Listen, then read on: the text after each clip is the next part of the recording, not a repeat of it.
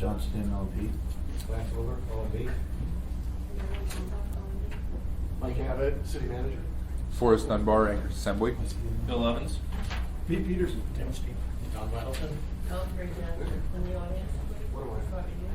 Rob Denton, MLB. Robert Harris, CFO. Judy Brady, I'm Chair of Commission. Jack Colvin, Development Services. Chris Schutte, Office of Economic Community Development. Al Hart, Planning. Rose Foley, Assembly Redfield. Andrew Huffro, Community Development Board. Thank you. And Mr. Losky, are you on the phone? Yes, I'm here. Welcome. Mr. Wilbur, you have the floor. Thank you, Madam Chair. Well, thank you everyone for, this is our second and final work session on the proposed 2017 budget. We're going to start, we modified the schedule. There should be a revised calendar that I sent out to the clerk, and you should have a copy available to you today. What we're going to do is we're going to start where we ended last week. We ended with the utilities and enterprises. We're going to start off with ML&P and then go to Anchorage Community Development Authority, and then finish general government. And the format is similar to last week. I'll introduce the slides and give the highlights of those, and then if there's questions, we have the directors here, and I've asked them to show up a little bit earlier in case we're able to get done earlier. So our first presentation today is municipal light and power, and we've included, similar to the utilities and enterprises from last week, a slide from their 8-year plan, their summary, revenue and expenses, and then their operating and their capital. I think from ML&P's perspective, the one thing to note on their 8-year plan and their revenues is, as many folks know, they're recommending or proposing a rate increase that is part of their 8-year plan. And then on their capital and their operating budget, I think they don't have any significant changes in personnel. And then, other than the rate increase and looking forward to having Plant 2A online, I think, and many of those on the enterprise committee are briefed on how ML&P is doing today. So if you have any questions specifically regarding ML&P, I'll ask Mr. Johnson or his staff to help you address any of those. I don't see any, but, oh, I'm sorry, Mr. Yeah, it's not, it may not be as directly tied to the budget, and it may be more of a Mike question, but do we know exactly, I know the MUSA payment went up for ML&P largely because of 2A going online. Do we know exactly how much that went up because of 2A? Yes. It's about $4 million, a little more than $4 million. $4 million increase because for this year's MUSA because of 2A? Yes, last year MUSA was about $5.5 million, and this year it's between 9.5 and 10. And the total And amount that is 2017, which I think is what you meant by this year. Yes, right. Thank you. And the total amount that, I'm sorry, Mr.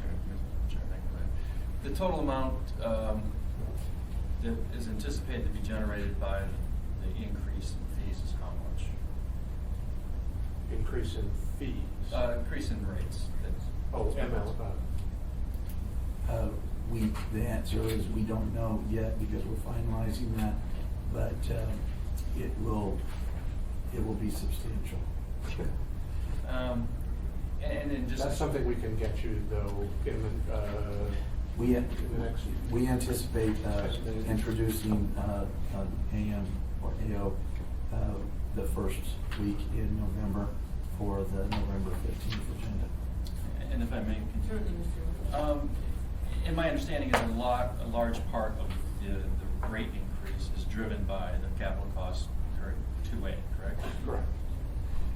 And just as a comment, I mean, I think, it's, at least it looks to outside observer that 2A coming on results in a greater dividend to the municipality, which goes into our budget.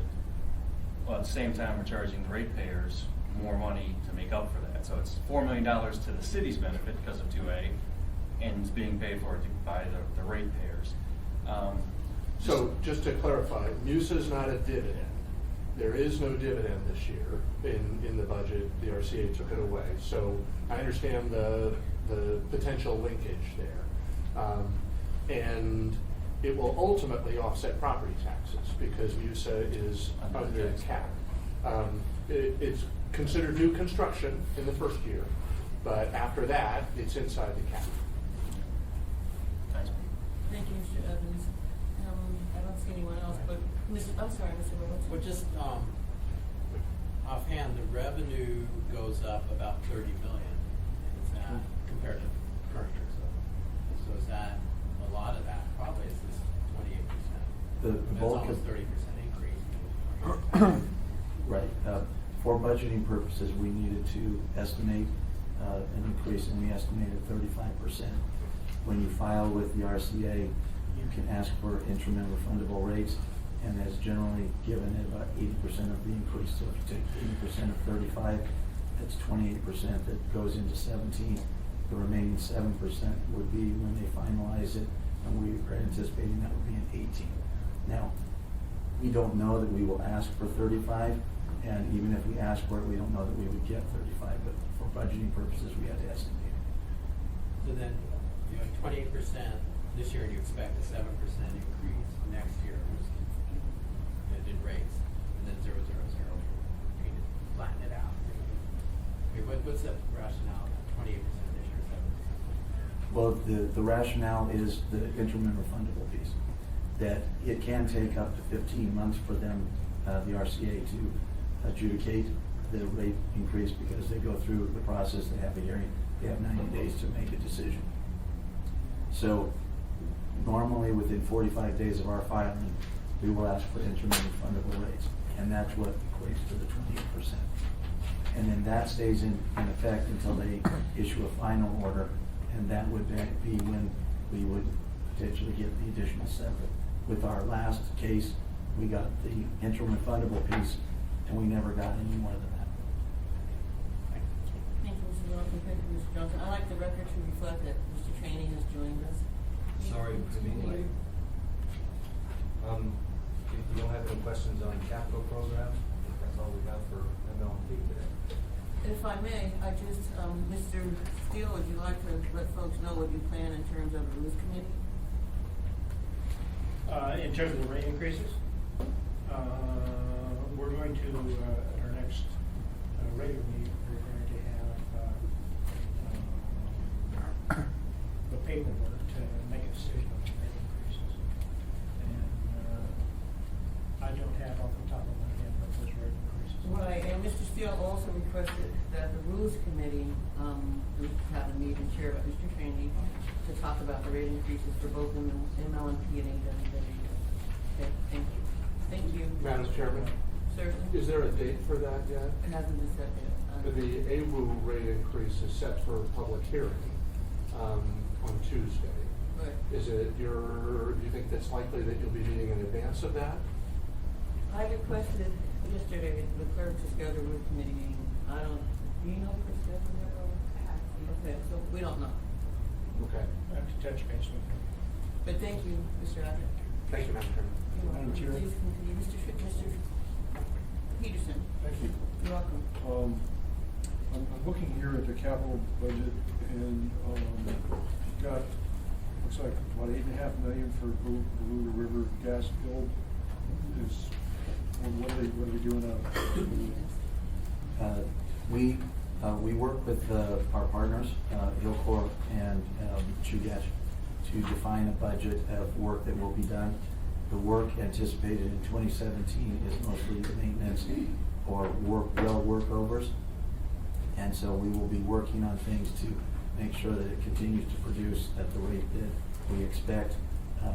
In 17, I don't believe there's any new wells that will be drilled. I think 19 is the first year that we'll drill a new well.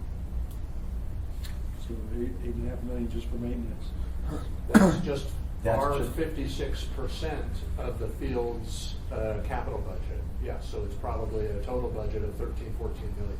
And what I will say is that we have, over the last 3 years, budgeted an amount, and in 15 and 16, we did not spend that amount. And the funds to pay for that come from the deferred regulatory gas liability. And so those don't necessarily come out of our budget. It's appropriated as part of the budget, but it's spent from the deferred monies. It's not rate-based spending. All right. Thank you, Mr. Thank you. Houston. Mr. Steele and Mr. Trainer. Where does the revenue show up from Bowen? The revenue, For the gas fee, for those gas sales? it is. Does that go through youth, does that go? There's two funds. There's a gas fund and an electric fund that are combined for the utility. Okay. And the revenue is recorded on the gas side. It is then, the expense is recorded on the electric side, and there is consolidation, so there's an elimination of the revenue, because you can't, if the same company owns both pieces, you can't record the revenue to boost your revenue and then record expenses. So we record it basically as the cost of fuel that we charge to our customers. How do we make decisions as to whether or not we made a good choice looking at expenses and not being able to see the revenue? We provide financial statements on a monthly basis that do include the expenses and revenues associated with the gas field. And we have been reporting to the administration the progress of the results of our investment in the field. So essentially, sorry, Madam Chairman, if I might, it'll be more of a historical analysis than it will a present day analysis. Right now in 2016, it looks like a good deal. The alternative prices for gas are higher than what we're producing for right now. So, but as we talked a lot about 6 or 8 months ago, that's not that's a useful prediction, and we feel great about that, the likelihood of that continuing for another 15 or 20 years. But every year we'll be able to make a new evaluation of that and see how we did. Hopefully the revenue is higher than the expenses. Well, and one indicator is the gas transfer price, the price at which we move the gas from the gas fund to the electric. And we set that price in July 1st of every year. This year we set the price at just under $5. The current contract price, market price for gas is above $7. That's one of the reasons why the rate increase that's proposed will be, the impact of that will be ameliorated by savings on gas pricing. So your electric bill, if you're an MLP customer, or Chugach for that matter, is a combination of utility expense and fuel cost. So the rate increase that we're talking about is the utility cost. The fuel cost changes quarterly, annually, every freaking day. Every quarter. Yeah, every quarter. So the blend of those two, because we are anticipating better pricing for the gas than what would otherwise be the market rate, it will reduce the impact of the utilities rate increase.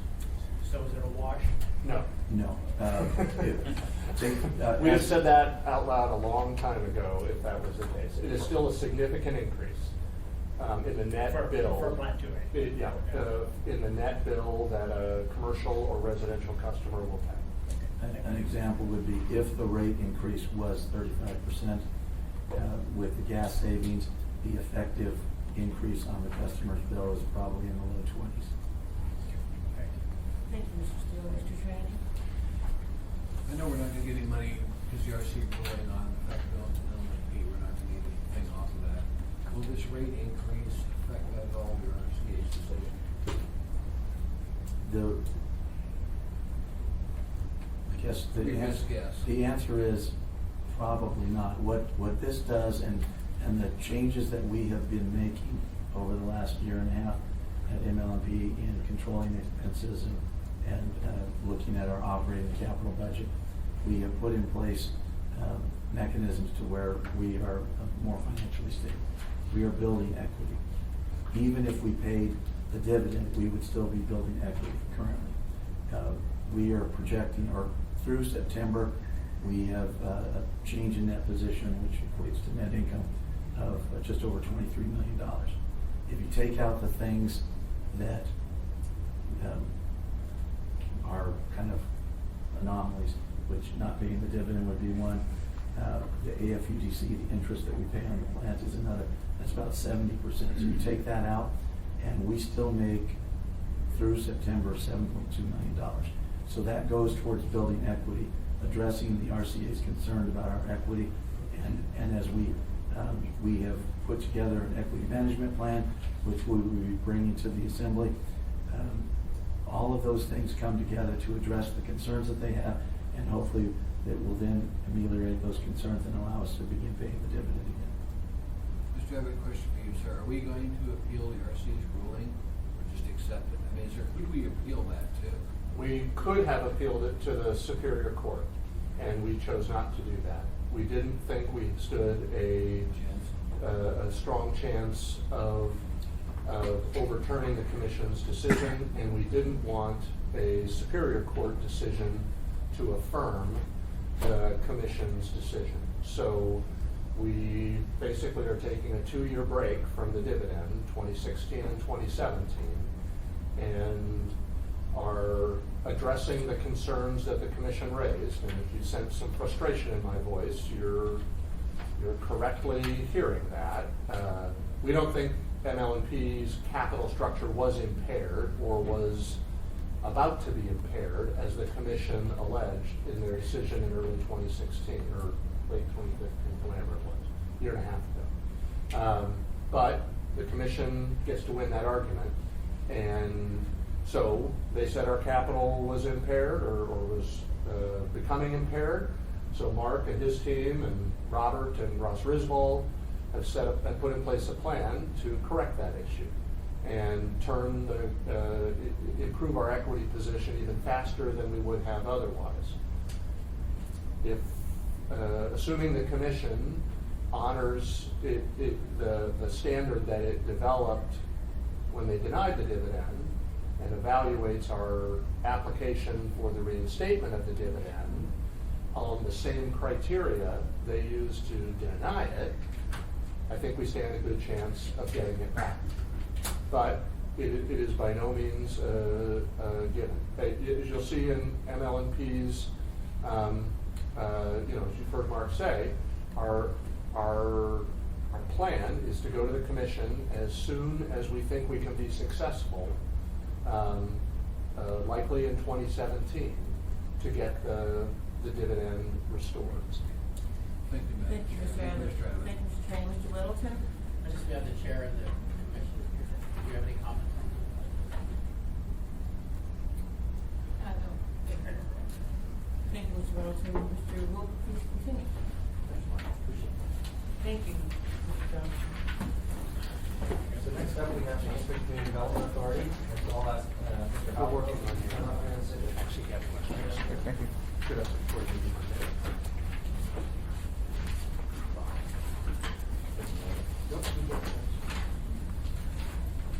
So ACDA is our last. I said ACDA was. Oh, no. So for ACDA,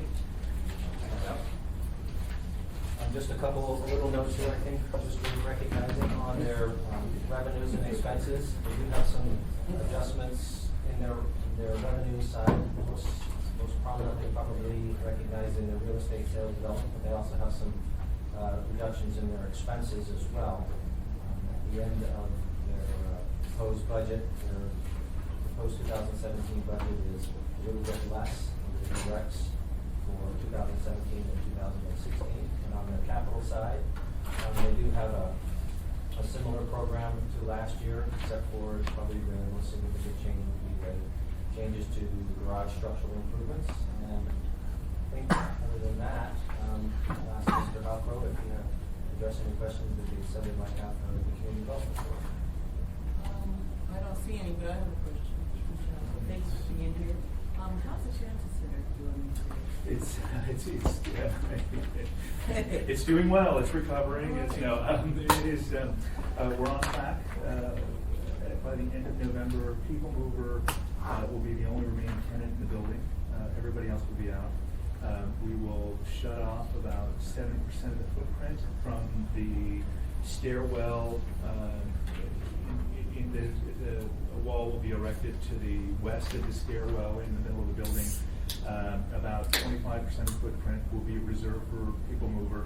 The other half will be cordoned off, and we'll begin the long process of kind of tearing everything down and moving old equipment out and repositioning it. We are actively working with a commercial broker to find a tenant. We're still in conversations with People Mover about what their space looks like as far as redevelopment is concerned. We had jointly applied for a Federal Transit Authority grant, and that was denied, but we can reapply in May, so we're going to make another loop around the track, if you will. But it's on target. By the end of, like I said, by the first week of December, 70% of that building will be shot.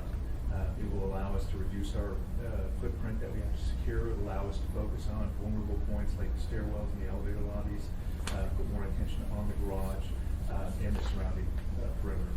That sounds great, thank you. Mr. Trainee? Jocko, as we look towards redeveloping this, would you please look at putting a big drugstore in there? I don't care what kind it is, but when I look at the hotels we have downtown, we're deficient in the ability for somebody to stay in a hotel to get to a drugstore or anything like that. We'd appreciate that. We had, of course, as you might remember, about a year ago when we initially announced kind of the redevelopment of the block, Walgreens was our highest value target. We've had conversations with their senior management out of Chicago. They love downtown. They just don't think the foot traffic, the pedestrian or the traffic is there as far as street counts. But they're continuing to watch, and they make a decision on store openings. I mean, it takes them a good year and a half to 2 years before they open a store to evaluate the market. And they were very quick. He said he feels like they're doing very well here in Anchorage. And so there's no question about their commitment to the market, but he wanted to see downtown mature a little bit more. And I think that gets to, as Chris Shuey always says, the chicken or the egg. You need housing, but in order to have housing, you need basic services like grocery and pharmacy. So we're really trying to, two things. We're trying to obviously encourage a grocery pharmacy in that spot because, like you said, we think it fits. And the second thing is, trying to work on getting housing there to drive the numbers. Thank you, Mr. Jocko. Thank you, Mr. Trainee. Mr. Weddleton? So you're booting out all those tenants, your lease revenue goes down 18,000? It's going to go down. The challenge is we will have two residual tenants. People Mover will still, and the Department of Corrections because they have their own entrance. Today, those two combine for a significant amount of yearly.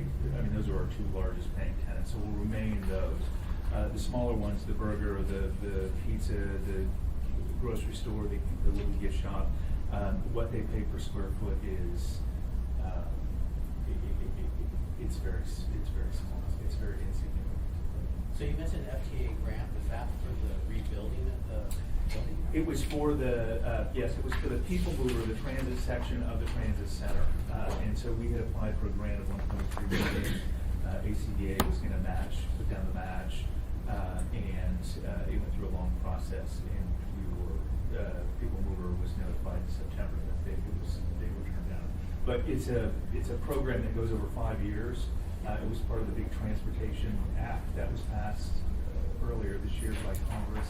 So they have encouraged us to reapply next year. Thank you, Mr. Weddleton. I don't see any other questions. Please. Elby. I'm sorry, Mr. Dunbar. Sorry, I'm on island here. So just going off of that, Andrew, so I know that you've described this before, but if we do go forward with a major remodel, could you describe again the sort of financing mechanism by which we do that? Sure. Well, right now, when we look at the building, as of today, we lose about $500,000 on that. I mean, all in all, the cost of maintenance and securing the fact that because of the space, we're getting way below market rates, what comparative retail space is. And as you know, the transit center, we pay for the transit center every month. Basically, we subsidize it with parking revenues, right? Because tenant revenues and the associated fees just simply don't support. It's not sustainable. It doesn't support it. So we basically subsidize the transit center and the operation of the transit center through parking revenues. The envisioning of the redevelopment is that new tenants fees, higher rates per square footage, will pay the debt service.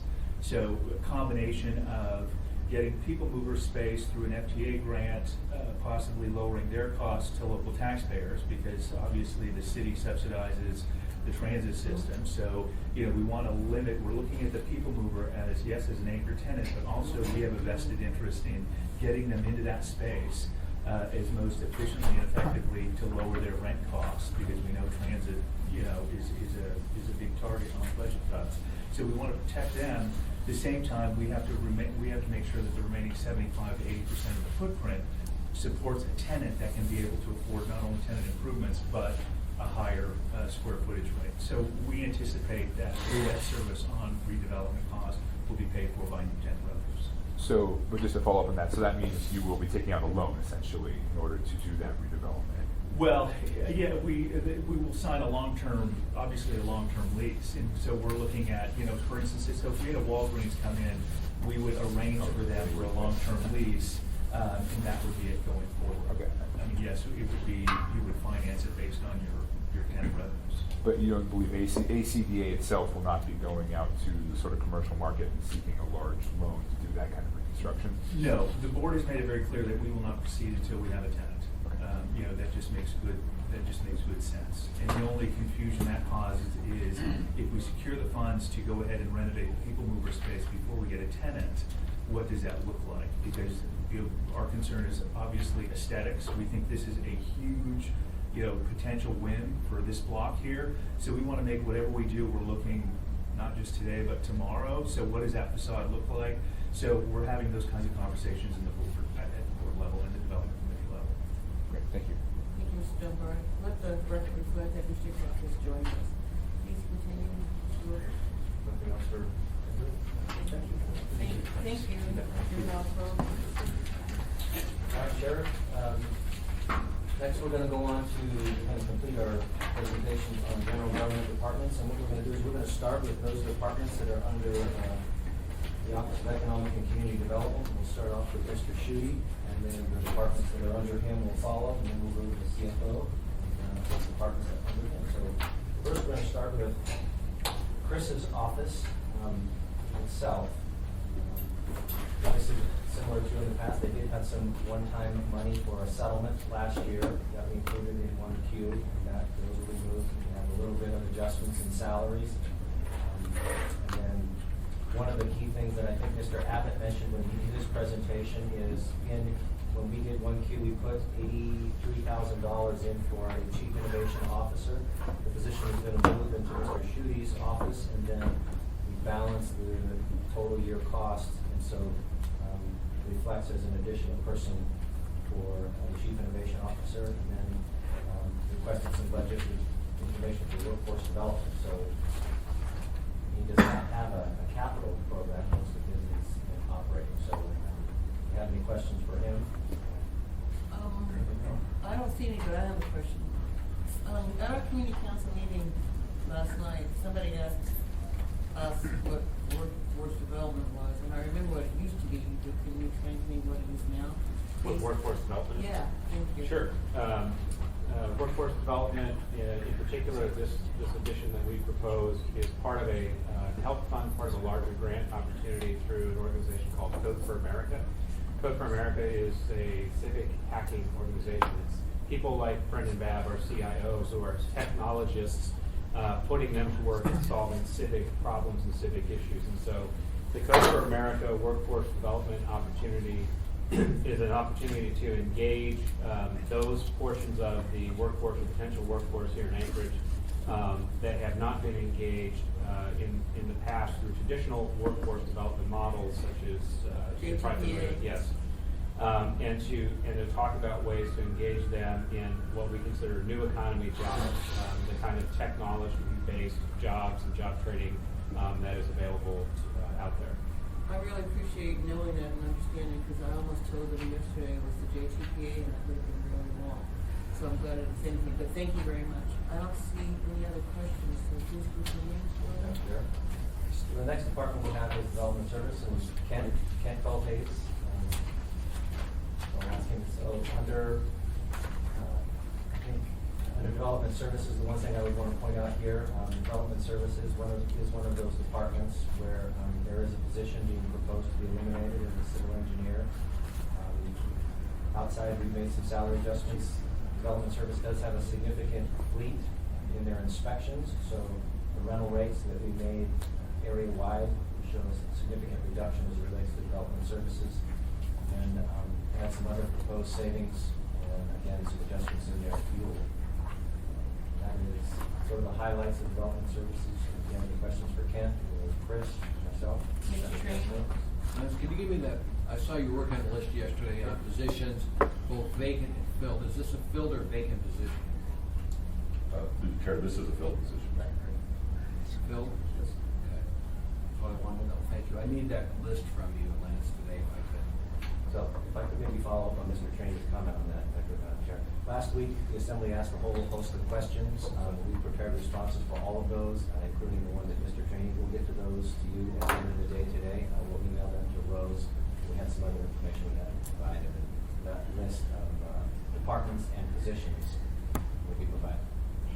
Thank you, Mr. Wilbur. Well, before I go to Mr. Rosen, I have a question on the position. Is it a long-term position or a short-term position? This is a long-term position. So somebody that's been there for a while? Correct. Okay, thank you. Mr. Wellington?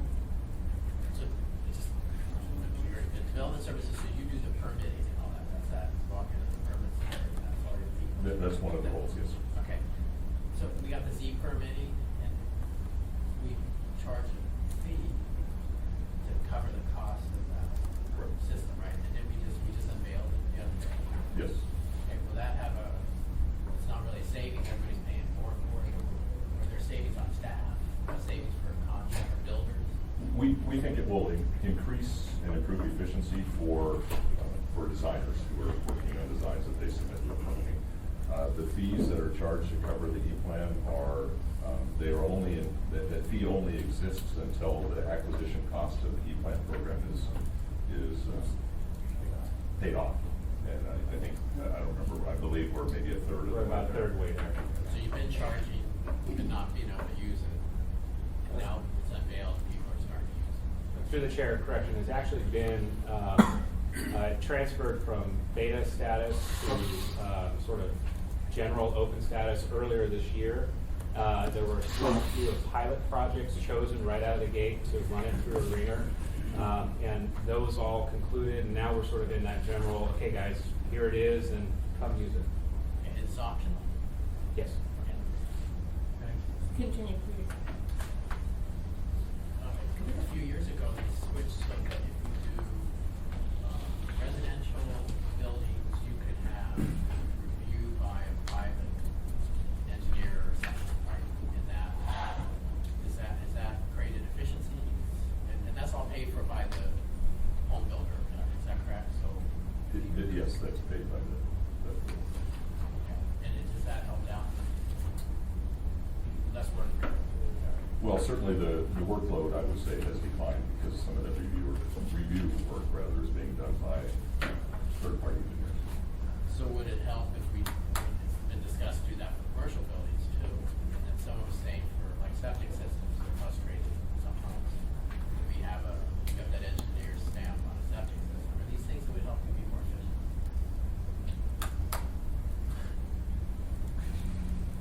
There might be a perceived efficiency.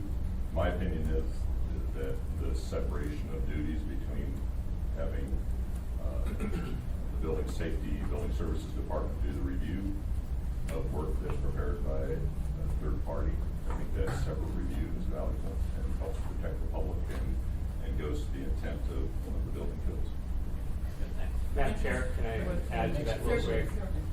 Kent, as usual, is being overly polite. There are a number of cases where an exempt plan review, residential plan review comes through the door, and whether it's in the field during the inspection process or because a reviewer happens to see the set of plans, there are glaring errors and omissions on it that we will not catch without that kind of review process. Now, some of them are minor and can be addressed on the fly in the field. Others are potential life safety issues that if you were to try and address those in the field, it actually would be way more costly and expensive in the long run anyway. So There is certainly the perceived efficiency, and there's a way to achieve that efficiency, but it's not, it comes sometimes at a cost, so we have to try and balance the two. Thank you, Mr. Lawson. Mr. Trainer, please, if you will. John, we've been working on the city plan for years, and somebody's been pushing money to the planning department to make sure this happens. So it's nice to see it's actually reach where we want to go. We worked with Wilder and some of those that used to do heat plans in lower 48. They kept asking us, why don't you have it here? So my thanks to the administration, because this administration took what we were trying to send them and actually got it to the goal line. Now it's active, so it's there. The other administration had a problem with it. They would never really embrace it. No, I'm there. I did one big project, and when I went in with 4 scrolls of these things, I said, this is like they did 2,000 years ago. This is crazy. You're sitting stamp, stamp, stamp, stamp. So, no, totally there. My thanks to the administration for hearing very fast. Thank you, gentlemen. Mr. Clark. Finally, in the late 20s. Just very briefly, so besides the things you've been talking about here, what else does development services do? Development Services has, of course, plan review, inspections during construction, right-of-way enforcement, land use enforcement, on-site water and wastewater review and permitting. Okay. I think Thank you. that's it. Thank you, Mr. Clark. Mr. Steele? Yeah, hopefully the E-plan review process, it doesn't eliminate the need for making sure that it's right. But it certainly speeds up the application process, I'm representing, from when it comes in the court and they can start seeing vehicles or picking holes. And so I think it's a great addition. Welcome to 20th century. We agree, thank you. Thank you, Mr. Steele. And I just have one comment on that. The Assembly appropriated, I think, $500,000 like a couple of years ago for this project. So we're really, I mean, we know it costs a little bit more, but we're really happy that it finally happened under this administration. So thank you very much. I don't see any other questions. So please continue, Mr. Walker. Thank you. So next up, we have the library, so I think Mayor Joe is in the back. So in the library, Good morning. Under the library, they have an operating budget, no capital in this year's proposed budget. There's a little bit of a salary adjustments they have there. They are making some adjustments in their personnel by increasing some and reducing others. They are, as part of the library, they are taking a reduction as a part of the overall reduction in staffing across the municipality. And, again, they have a very small fleet of fuel usage, so pretty minor there. They do have some people that will be losing, but they also have some folks that will be gaining. So inside the operating budget for the library, that's all we've got as a highlight. Madam Chair, do you have any questions? Mr. Croft? Yeah, I apologize if I missed it, just very briefly, and that's, what is the change in the fleet rental rates? So, the change in the fleet rental rates is system-wide. Departments that have a vehicle, in the municipal vehicle in the pool for moving around, that the amount of cost for the fleet rate and the fuel, where departments are charged directly if they have a particular type of a vehicle, where instead of charging them directly out of their budget, there is a fleet fund. We're gonna make up that fleet cost that way, rather than charging them directly out of the budget. You're gonna stop charging them for the fleet and do it a different way? So this is backing out all their fleet costs. It's not just a reduction, it's Probably a portion of their fleet. It's a reduction in their fleet costs. Thank you, Mr. Croft. Mr. Training? When I look at fleet being cut, you're eliminating vacant positions, there's no bodies in those positions. There are currently no bodies. And I see you're changing 3 from 0.75 to 1. Yes, those were positions that apparently, due to a clerical issue or a management issue, we're not quite sure. In the 2010 budget, we listed them as full-time, and OMB listed them as 0.75. And that was verified through some of the documents this year. So these people currently are full-time. We're just adjusting and making sure that it's on the books as full-time. Does that increase your benefits at all? It will slightly. Is it helping where we changed the book on drop-off? Because in years past, we had a problem with having to go outside and get the books and bring them back in. So it's now all inside. It is all inside, and once the renovation is completed, we'll be utilizing automated handling. So with that, materials can come in, be sorted, rough sort, and automatically checked in. Thank you. Thank you, Mr. Trainee. I don't see any other questions. LV? Mr. Dunbar? Yeah. You forget here, LV, sorry. Yeah, sorry. So I noticed that the largest increase in cost to your department is charges by and to other departments, and we had touched on this a week ago. But it's almost $1 million here. Is that SAP, or is there something else that's driving that? We have no control over the IGCs, and when there are comparisons, we had a consultant in 2010 who questioned the IGCs. We're not sure what that's due to. Through the chair, we can provide to you the same distribution of allocations as we did for the fire and solid rooms for the library, so you can see what the change was from 16 to 17 actually, and all the components of those allocations. Great. Yeah, because I mean, otherwise it looks like they're doing a pretty good job holding down costs. And every other cost is down, and then you've got this $900,000 increase, which looks like their whole budget is increased. But really, it's just we're kind of shuffling money from one part of our government to the other, right? I mean, that's a little bit. That's not exactly accurate. I mean, it's important shuffling, but the point is, it makes it look like they have increased their budget, where practically speaking, the services might not have increased. Yeah. Thank you, Mr. Dunbar. Please continue, Mr. Dunbar. Very good. Okay, great. Thank you. So next up is Parks and Recreation. Josh? And Liz. So Parks and Recreation, as part of the 2017 budget, the director had proposed some modifications and trimming up from what they had in 2016, as well as some proposed reductions, as you recall. As part of their reductions, they're looking to change the amount of lifeguards from seasonal part-time lifeguards, but they also have some adjustments in personnel where they want to add, but they're making that up by reductions in other locations. And in their capital program, one of the proposed in their CIB, this list of projects will be in the capital book. A list of projects very similar to last year, and a bond amount very similar to last year. So if you have any specific questions about their operating budget, we can go ahead and start right there. Mr. Middleton. So with all there's a lot of cuts in lifeguards, is pool hours closing? Some pool hours will close, and we'll have minimal open swims, and 3 pools will be reduced. So instead of having 5 open swims, they have 4. Because basically, a lot of those swims less than 25, and the other swims had an average of 100 plus. So we'll reduce that.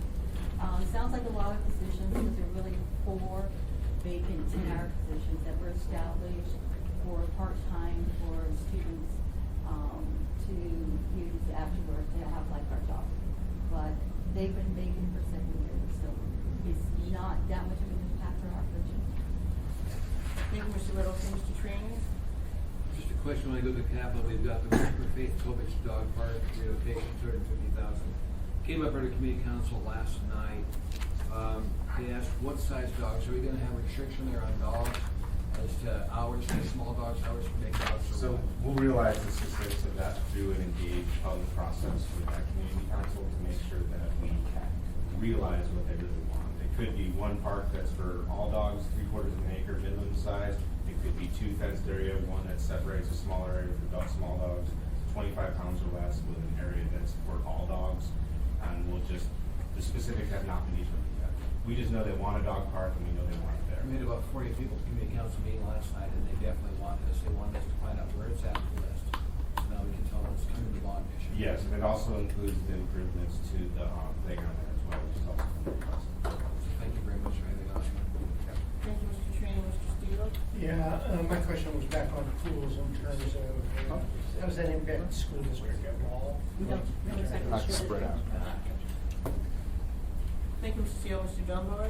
Yeah, so we've spoken with the administration before about this, Pete and I have, but we're obviously very pleased with the $500,000 in the new park at DeBar and Muldoon. Do you have any sense of what that will be going towards? I know we talked about parking improvements. We've already done most of the frontage. Right. Do you have a sense of where that will So be going this, exactly? this is already identified in the master plan, and this would go directly into phase 2, which would essentially be the middle section. So Right. there would be additional parking there, community garden, potentially an orchard, a pump track, more connections to soft surface trails, and hopefully a bridge that connects phase 1 to phase 2. Right, Across. and then eventually we need a bridge also. Don't we also need a bridge on the other side to go into the Into other the part that's right Windsong next part, to it, the yeah. Woodsong? Yeah. Is that part of this money, or is that next phase? It could be part of that. Again, we would have an additional process associated with this through the Northeast Community Council to give the specifics of what this actually means. Okay, great, thank you. Thank you, Mr. Dunbar. Just one quick comment. There's also descriptions of all of these projects within our budget books, just in case you didn't know. Mr. Weddleton? Maybe it's in the budget book, but did I not hear you say bridge over Muldoon Road? No, No. the creek. Oh, just the creek. That goes through the park, yeah. Yeah. We're talking millions going across the river. We'd love that though, That if you're, could be used as well. for our fellows in South Anchorage who'd like to support it, we'd love that. No one uses those. This one might, but it's not gonna happen. Anything else, Mr. Weddleton? No, Thank you, Mr. Weddleton. Mr. Crawley? Yeah, thank you. Don't see anyone else? Please continue, Mr. Weddleton. Thank you very much. So next up, we have the planning department, so if I could ask Al and Renee to come up.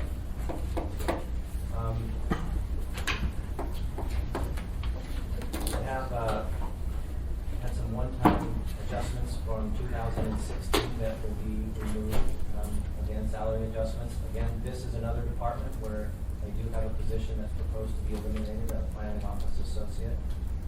In this position, and then some reductions in professional services, a little bit of overtime.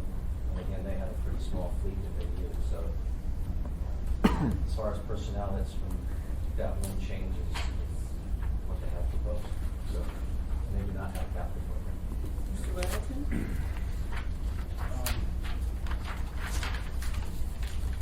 The land use plan map.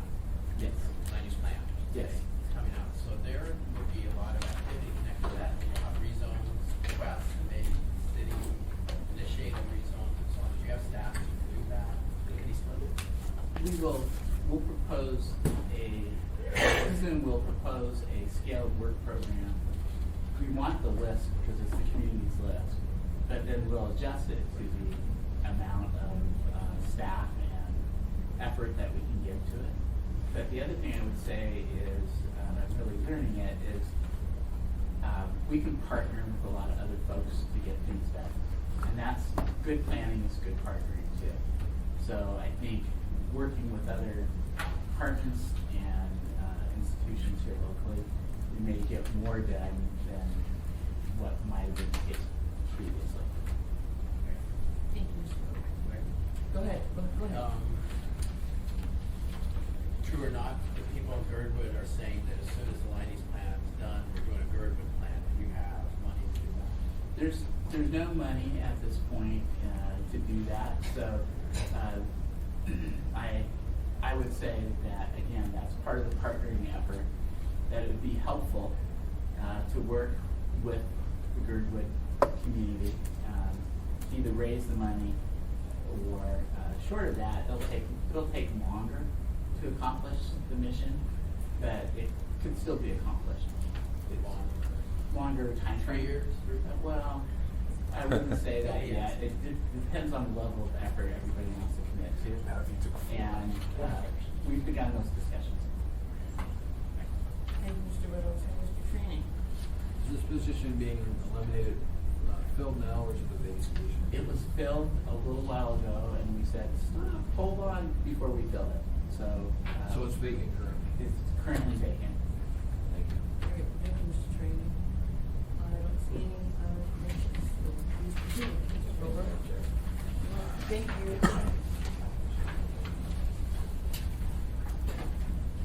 Okay, next is real estate.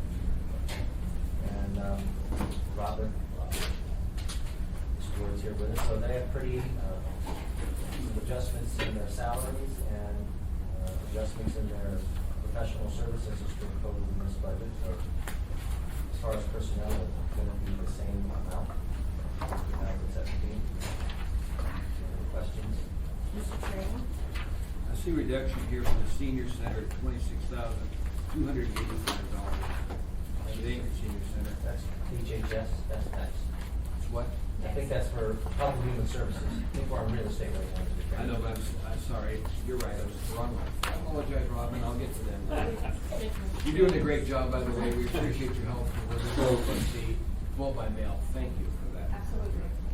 Mr. Steele? Robin, thank you for your help on the issue of the meeting we had the other night. I'm looking forward to seeing what you come out with in terms of the Working on notes. that. I don't see any other questions. Thank you. Thank you. You're welcome. So the last department, though it's not under Chris, under Health and Human, is under General Government here, is Health and Human Services. So I think Melinda. Yeah.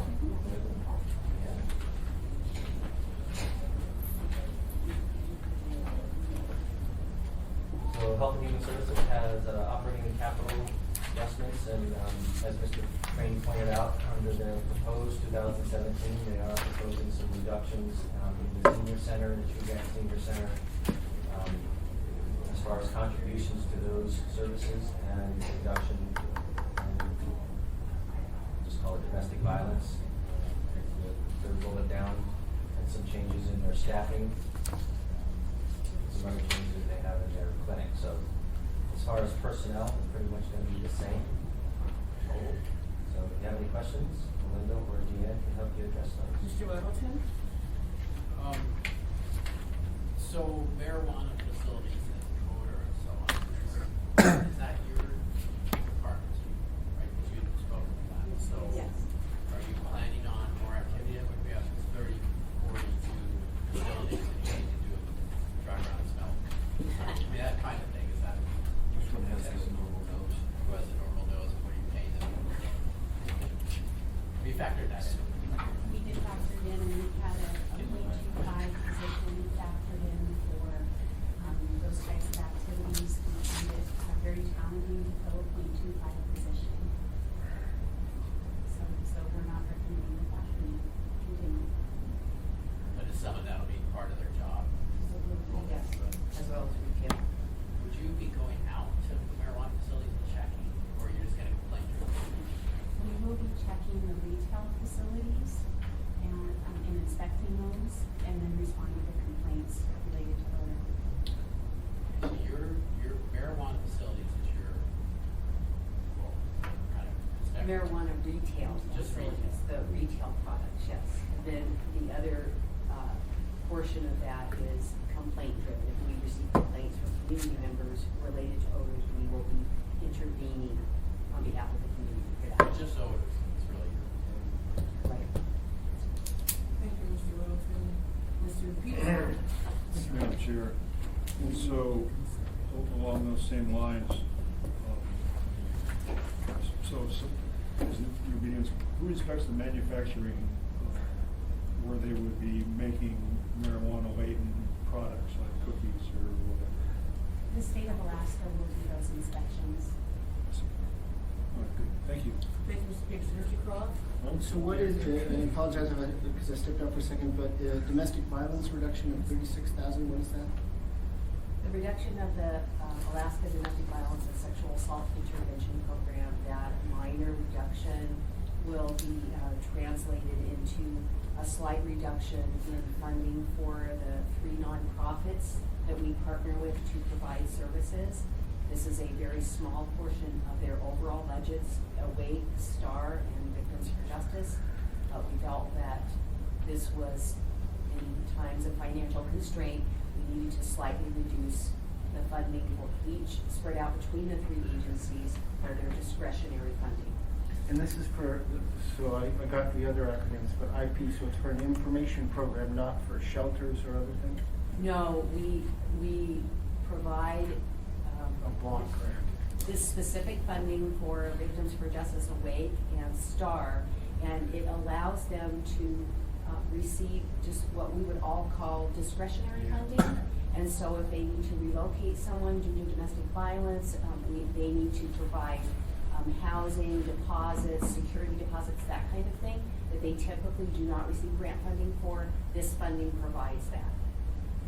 Okay, so we've got grant and tide money, if you will, and this was their pool of money that didn't have a specific designation. That's correct. We have guidelines related to what is appropriate, what is allowable. Yeah, sure. But it is what you would call discretionary. And so how much was the total? What percentage is this reduction, this 36,000? What is the percentage of our overall funding for these programs? In that area, that is, you took that down 36 from what? Or down 36, what was the beginning of the program? I think it's about 144,000 to each of those agencies. So it would be a total of 36,000. It's about a 10% reduction? Of that particular funding line. Correct. Okay, thank you, Madam Chair. Thank you, Mr. Croft. Mr. Train? Getting back to marijuana. So you're going to be going to retail stores and checking for smell, or you're going to be complaint driven on that? No, that's not related to smell. That's related to the product labeling in the marijuana retail stores. The labels have to reflect certain types of information related to the code. How about growing facilities? We will not be in charge of researching or intervening with grow facilities unless there's a complaint about the odor. Both the cultivation and the manufacturing are handled by the state of Alaska. Okay, because a lot of times when we have these applications coming through, they've got detailed information how they're going to scrub the air. And that's not something you're going to be dealing with at all, that's the state. We would analyze when a plan for the operation goes through the municipality for approvals. We do, our environmental health program manager and team evaluates their plan. So they look at the plan for, let's say, pesticides or products of that nature. So Johnny, you said it's living out there and I smell marijuana coming. Would I call you or call the state? No, I think you would start with us, and then we would analyze who was the proper responder. Does the state have any money into enforcing this to make sure we get air quality? Because the state's about $3 billion broke. Depends on who you're talking to with the state. I don't know if the state has funding for responding. Thank you, ma'am. Thank you, Mr. Train. I don't see any other questions. Thank you. Thank you. We're about a half an hour ahead of schedule, and I think Robert's going to, maybe we could take a break now, and then we can pick up the mayor and managers and the assembly, and then we'll get Robert's reviews here a little bit earlier. Okay, so for how long? Pardon me? For 15 minutes? Yes, please. Okay, sure. Thank you. We're recessed for 15 minutes, everybody. We'll be back at 11:15. Non-wackos on this show. Big ones. We are, but we're having to.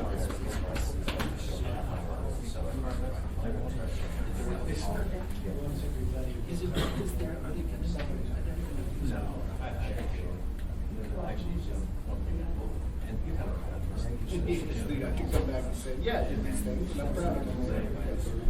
No. What do we try to call the state? It's just some things that work. I just have to get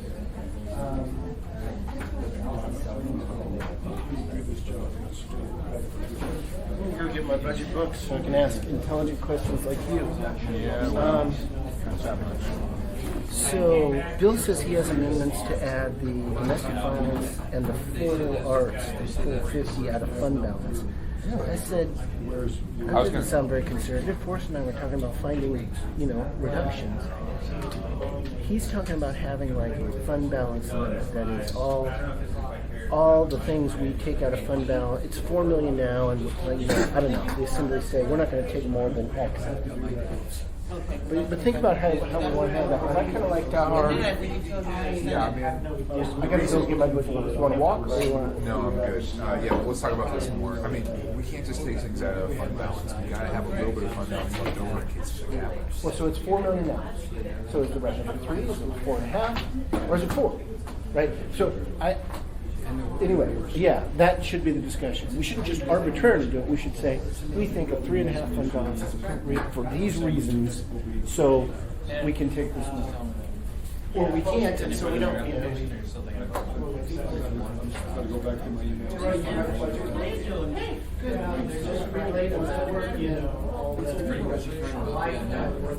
We'll be back with that book, so we don't have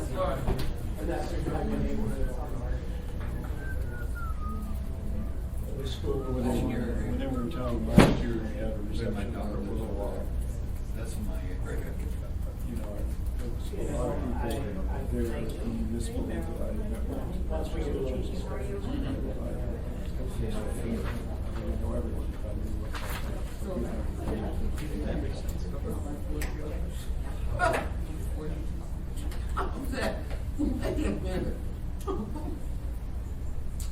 I had to.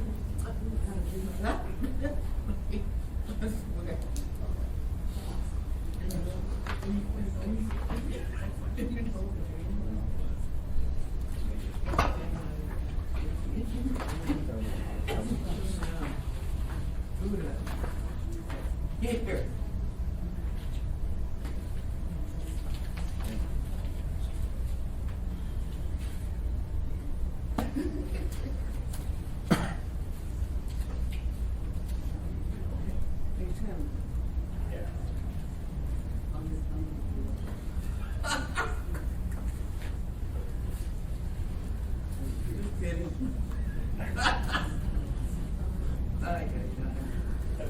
You can't laugh sometimes, you know what I'm saying?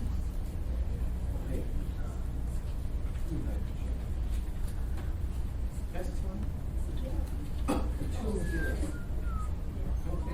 You for Democrat. All right.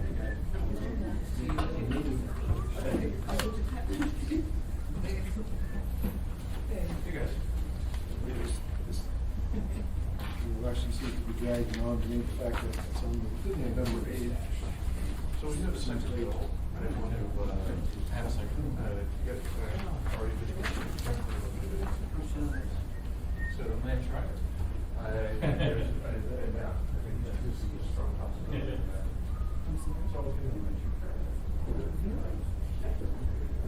So,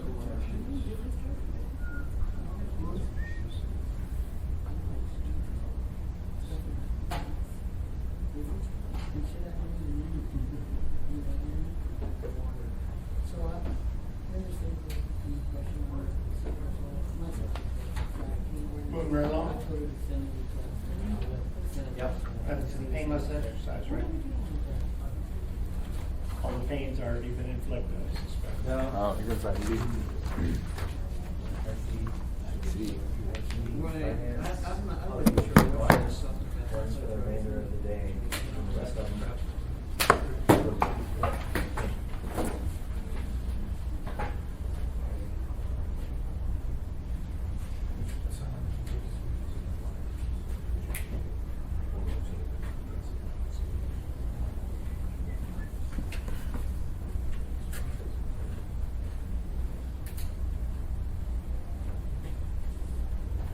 How you doing?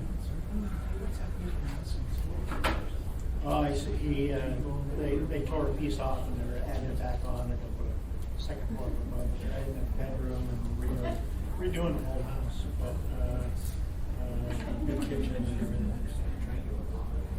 Yeah, okay, it's a small lot, and, we figured they wanted to make it a 2-bedroom, and just a single bedroom house.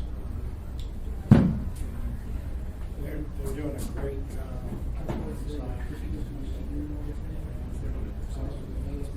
Well, they've got a contractor doing the addition, and they've done all the stuff inside, well, most of the stuff inside. No, it's like, I mean, They're doing a good job upgrading the neighborhood.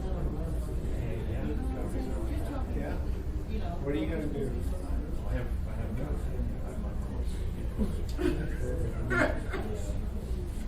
Well, I see the area that I said, I see the area. Absolutely, action area. So I'm not, I'll revisit by.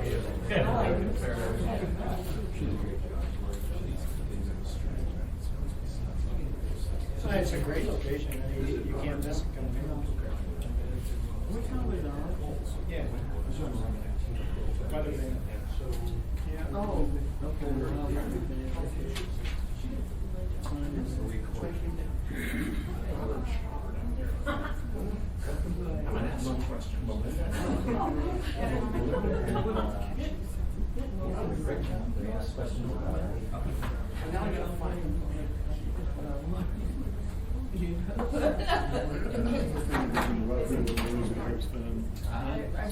One of his neighbors tried to get a real serious tickets.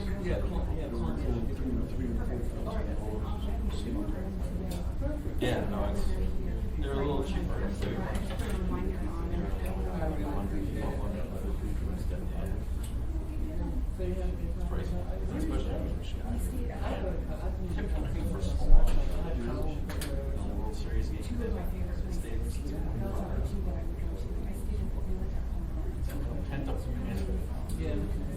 The boys were just getting over World War II.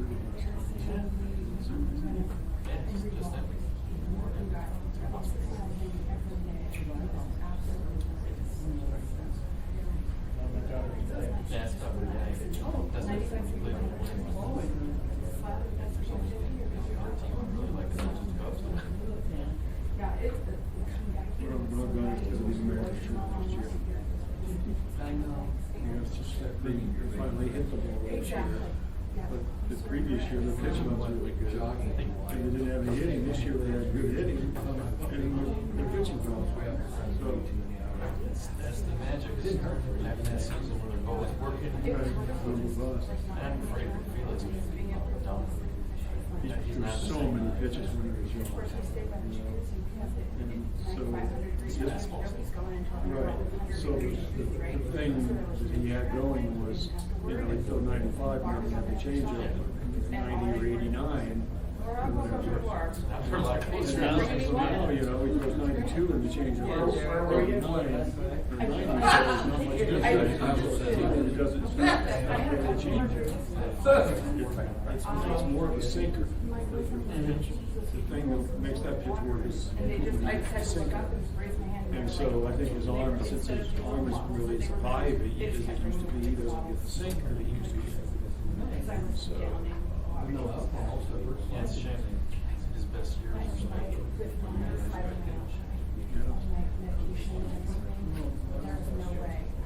How long did you take this? Chicago. You were in Chicago. Just the salaries. So wow. To look why they play from there. And so they've got a window. And then once they start getting into arbitration years and free agency years for some of these guys, then they're going to have to make some decisions. But it was kind of a nice break. I know. It's a smart policy. You get these young guys in field positions. I will get it taken care of. Okay, thanks, Albert.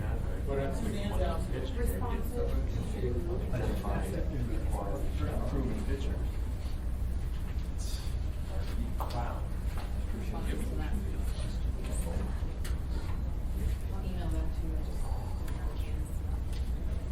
Albie, what do I need to anticipate for our rate increase? Those are responses to last week. What do I need to anticipate for us discussing the rate increase? You said you wanted to go to rules committee and have a public hearing at that level? I didn't want to, I think, I thought that was decided. Okay, well, We needed to have one of the rules committee review it. Right, and if you don't want to have a rules committee meeting, you don't have to have it. Do we need to have additional public hearing? Your committee meeting? Well, I'm saying, do we need to have additional public hearing on the rate? I don't think so, I mean, we had a discussion about it at the last work session. I mean, yeah, the last work session last week, but if we don't need to do it, then we don't need to do it. Okay, right, and the only reason why I brought it up again was because you mentioned. Yeah, and I did that. But I'm because happy we had talked about it. to ask Rose and tell Barbara to forget it. Okay. And unless you think we. No, I don't think so. We're gonna have a public hearing. Public hearing as a whole. Yeah, and, yeah, so, you know, and you're gonna talk about it, I guess, at your infrastructure committee meeting, correct? When I have. Okay. The next meeting, this next month, I think what it is. Yes, it is. Okay. We'll see. April, would you have to cancel the Worksession meeting on the basis? Okay.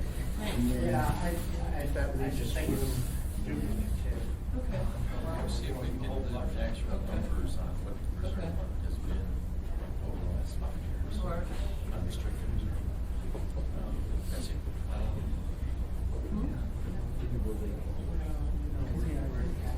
There's also this idea of not necessarily just wanting to respond to the school keys to people Increases. And, you know, we're hearing from, I mean, we got 19, we're hearing from the ones that have the MLPs. One lady that, And what- Airport Heights, she's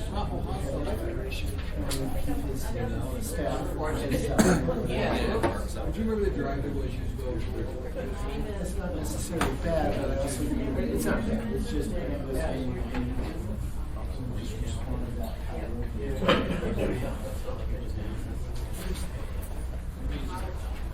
So when you put a solar test, in the summertime you control the curtain back there, It's kind of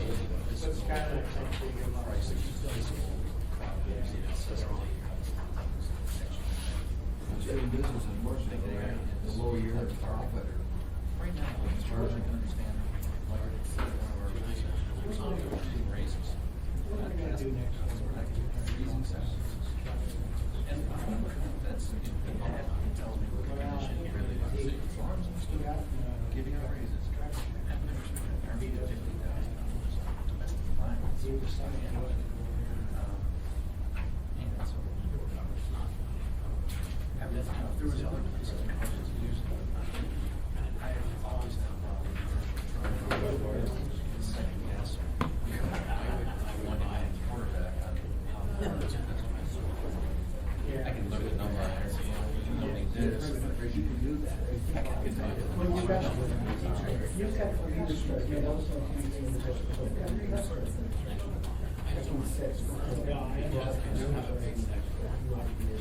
we tried making it into part of the explanation. Burn.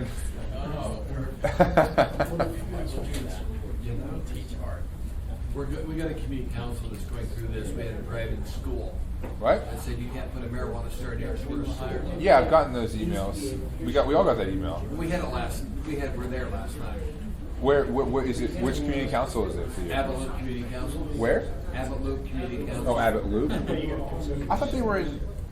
Oh, that's where the driving school is. Okay, but it's not a school like under the way the regulations define, is it? What's hard is they get students that are homeschoolers.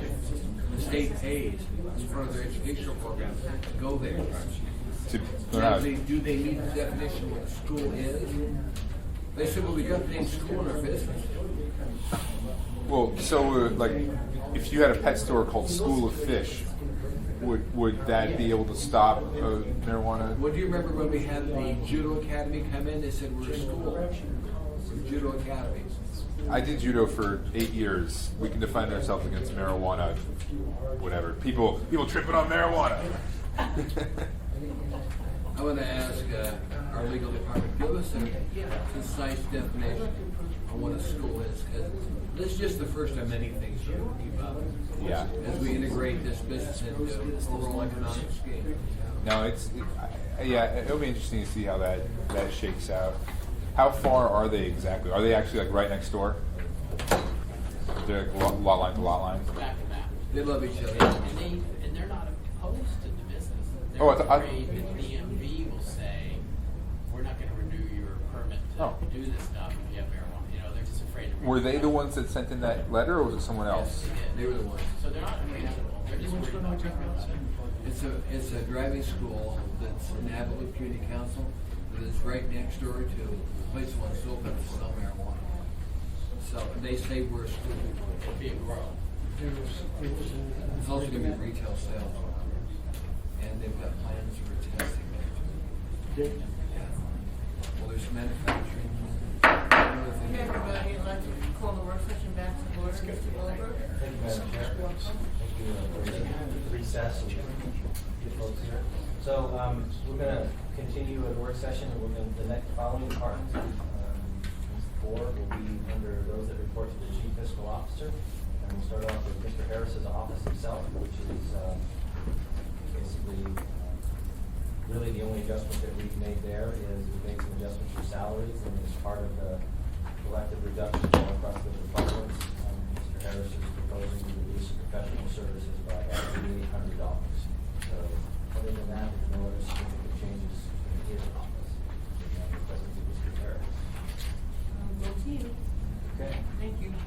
The next department we have is IT, and again, I'll apologize for this presentation. It looks better on screen than it does on that screen. Again, this material is available in your book, and I know most of you know Zal and his team, but inside the IT department, they have some significant changes in their operating budget, primarily related to SAP, and I mentioned most of this on September 30th. We do have a capital program that we can look at, but primarily they had some one-time expenses that were identified in 1Q. Those will be moving out, some salary adjustments, and then some one-time items in 2017 that are specifically related to SAP, and then a couple that are not. The Go Live stabilization, and then AMS, the application management services related to SAP, those 2 items are identified as one time. They have some other non-SAP, ADA compliance, and then the open data license and software maintenance contract.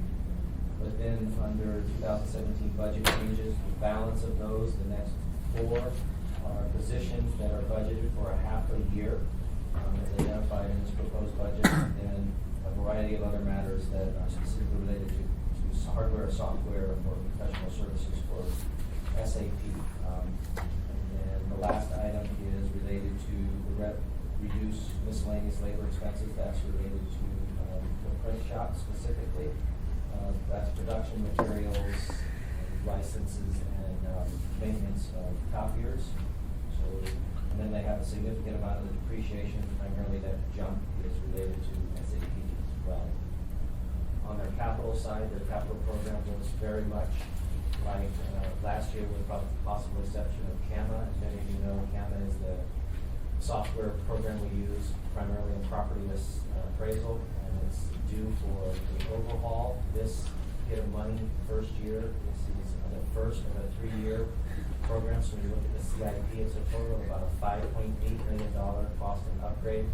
And then these other matters, the HEC, the CABA is related to SAP, and then we have some network-wide equipment, server, hardware, software, lifecycle management. I think recently the Assembly has appropriated funds to update enterprise-type equipment. So with that, I'll ask the Assembly if they have any specific questions on IT.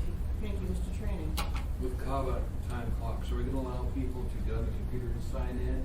Or are they going to have to go to one central station and plug into that? What do you envision with that? So the premise is to make it as easy as possible for the end user. That's the premise. The financial balance is between licenses, so they can do it at their workstation, and clocks. And so again, we're going with the premise of making it as easy as possible for users to either swipe or do it at their desks. Now, population centers, we're looking at separately as opposed to swimming pools as an example. Swimming pools would make more sense for people to use just swipe because there's a few people there. Population centers like the City Hall and Police Department would be easier to sign on the computer. Yeah. Because we had that complaint with the last system, where they were queuing up in line to swipe their cards over there. Sometimes better spent working. Absolutely, and I couldn't agree with you more. So, Thank you, Mr. Training. Mr. Studo? Yeah, we just heard a SAP presentation the other day, and there are some concerns about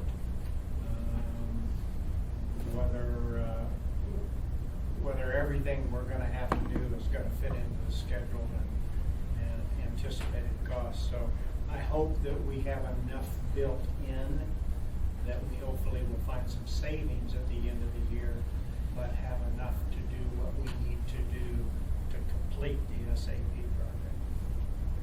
Yeah, if I could, Madam Chair, I think on the SAP side, we're blending sort of, we have a SAP capital project that Alden has briefed another budget and finance committee on, and then part of currently we have SAP support inside our operating budget for 2016, and we have a same for the first half of 2017. So you're right, there are a lot of moving parts, and there's a lot of discussion about how that capital program, how's that going to progress, and then a lot of comments and questions about the SAP support up until July and post-COVID. Yeah, if we have savings, that's great, and we can adjust for that midterm, but I don't want to leave it short. So, Thank you, Mr. Steele. Mr. Claus? Couple of questions. So, sorry if I'm being slow. We have $3.5 million up and then 4.7 down in depreciation, and that's both related to SAP?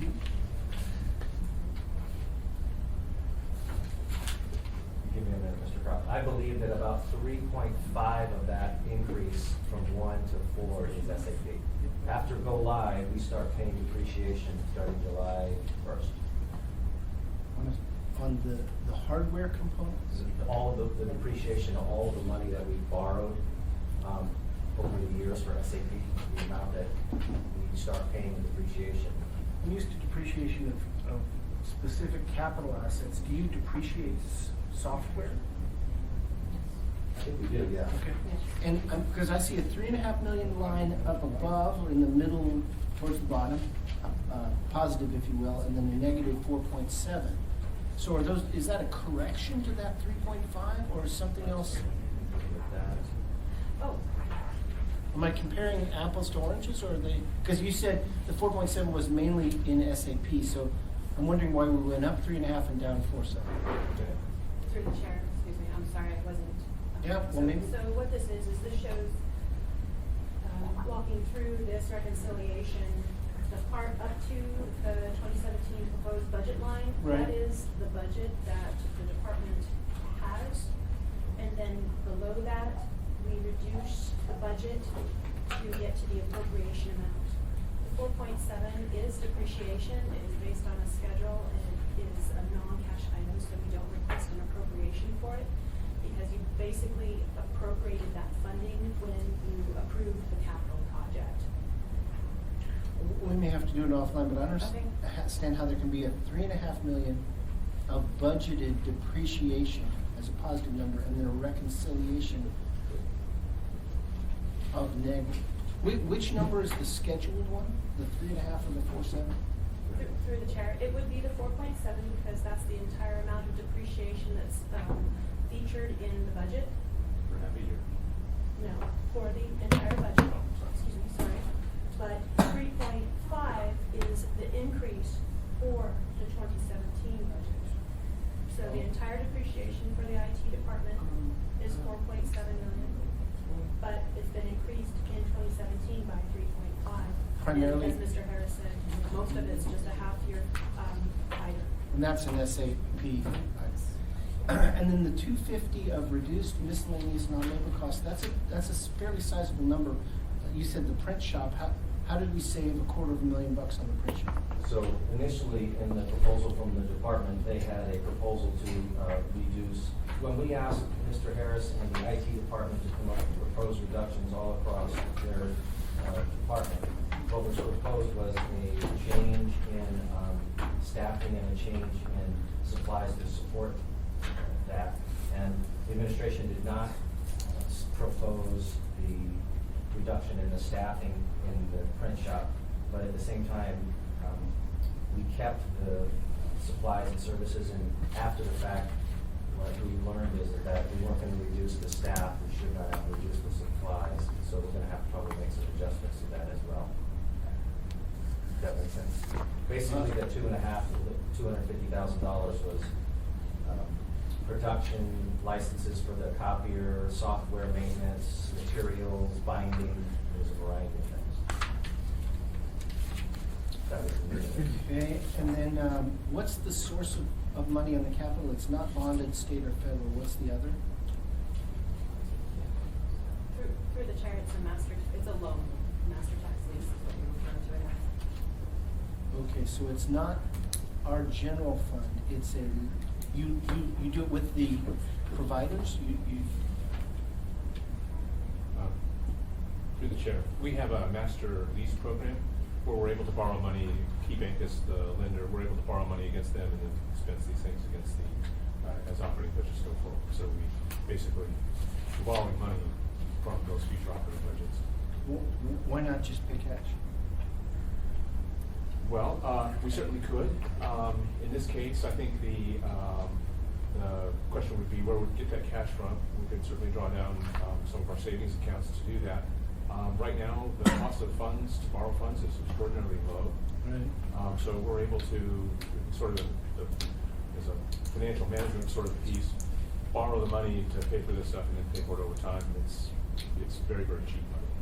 Less than 2%, probably 3%. Almost done, but That's thank you for. Time. We have plenty of time. Why not bond? Well, we certainly could bond. We would want to go to the voters, but I think in this case that this sort of meets the criteria for the kinds of things we do on a day-to-day sort of basis. These are more operating sort of expenses in some cases, and for those things we can't use bond funding. Well, some of them, the time clocks, I could see the argument over. Some a server seems much on the other side of that. I mean, that it would be a defensible capital on it. Okay, thank you, Madam Chair. You want Mr. Cross, Mr. Rattleson? I just comment, we had a work session scheduled kind of explaining that system that we've canceled, but maybe that would be something to reinvigorate, like starting to piece together the whole story and a couple of things the residents of these meetings. But that's a significant source of funds. If we're doing tens of millions of dollars on those little loans from KeyBank, they seem like a decent deal as far as If I might, we've been able to very successfully manage a fair number of our financial needs.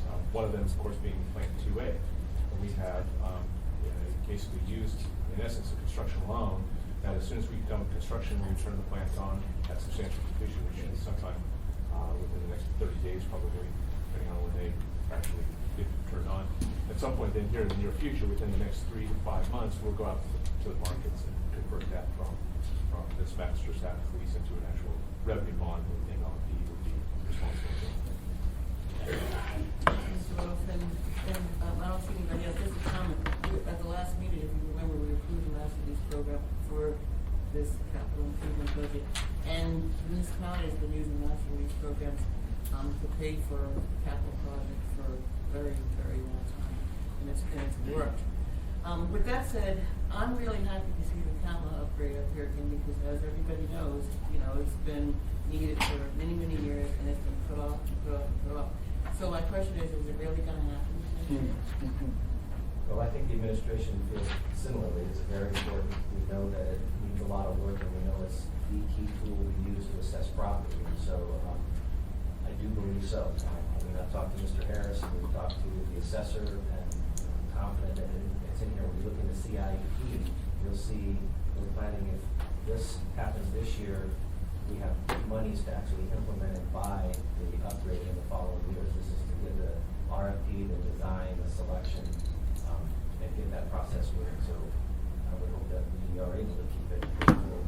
And Madam Chair, if I could, I think frankly, and to make Mr. Croft's question, the Canada one is probably the only one in this list that might be bond eligible. The rest of them, I think in our bond council before, buying computers and desktops with bonds has not been something they've been favorable with. But the CAMA system, that's a pretty significant upgrade. It's something we could look into with bond council, but it's basically a software as well. It's just really big, all in one piece. So that's why we propose others that mention that.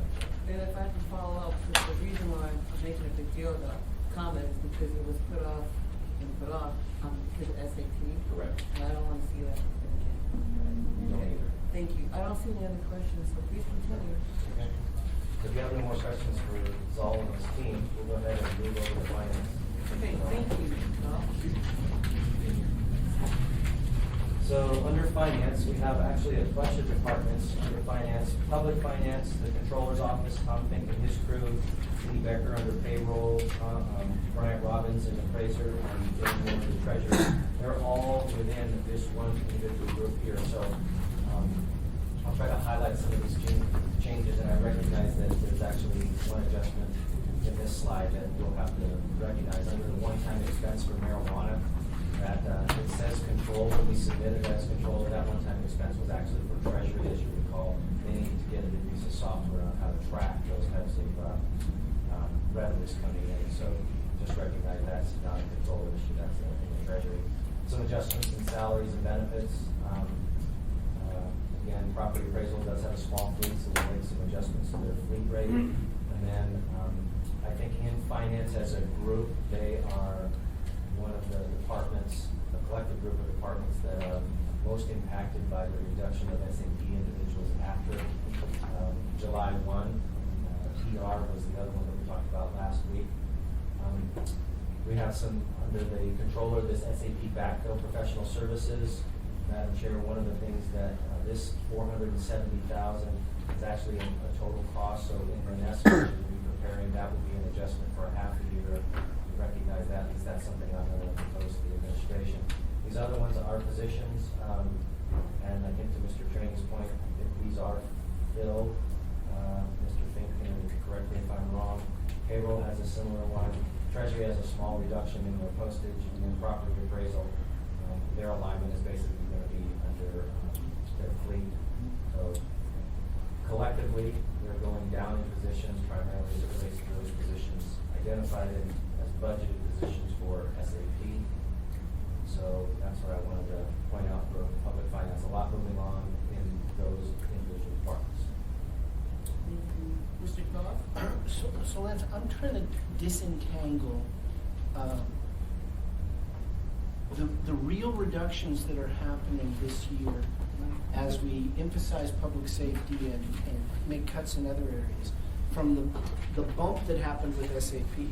And I appreciate that you seem to note it each time, but they're kind of pushed together. So I'm having difficulty figuring out where we're doing real reductions and where it's just SAP projected to come offline. So am I right that in this, it seems like all of the 4 positions that are identified are SAP related, therefore sort of this department didn't have a net cost savings this year budgetary impact? So let me address your first question first. I think in this, other proposed changes, the third one down on the controller, eliminate one-time full-time positions, 103. That's not an SAP, that's a real Not impact. an SAP position as identified in the previous budget, in the current budget.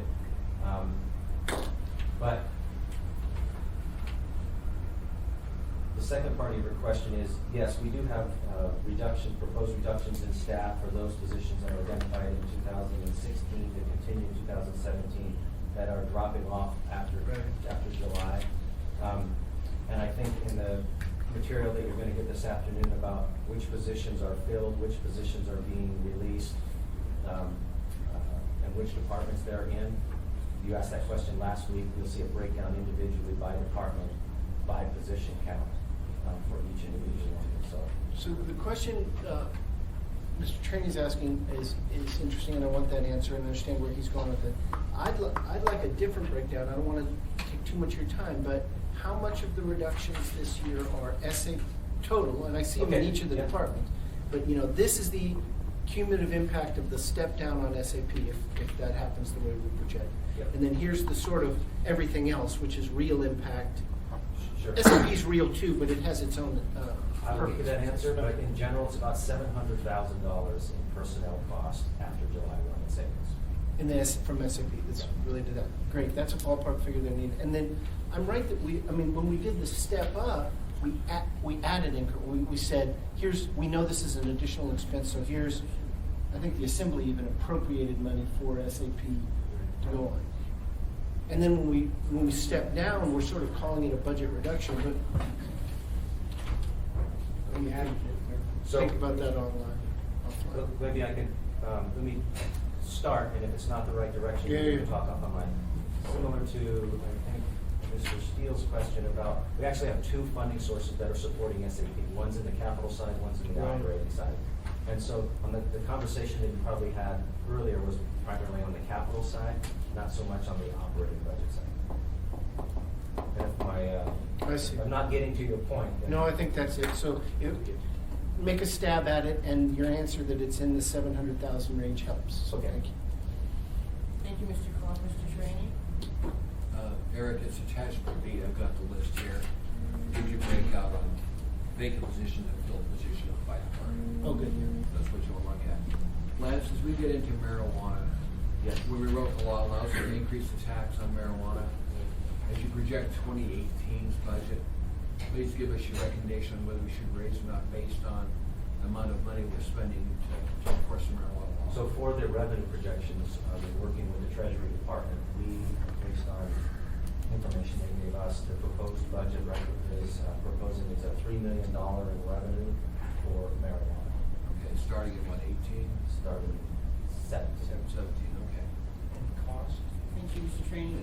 Mr. Middleton? I just got 700,000 K on, really, is that for half a year? That's half a year. That's a rough estimate, because in 2016, we budgeted about $1.4 million in staff time for 16 positions, roughly, of a varying rate and scale that would cost over a year. And since it's, and that's, obviously that 1.4 would probably be 1.5 and a little bit. It's going to go up 1.5%, so a little bit more. And then take half a year of that, it's about 750,000. That's the rough amount. Thank you, Mr. Middleton. Mr. Steele? No. Okay, and I don't see anybody else, but I just have a comment. Because one of the issues with SAP was that we didn't have enough personnel. And so for the 2017 budget, personnel is going away in July when SAP goes live. So my question is are these positions that were hired specifically for SAP, so that they're not long-term employees?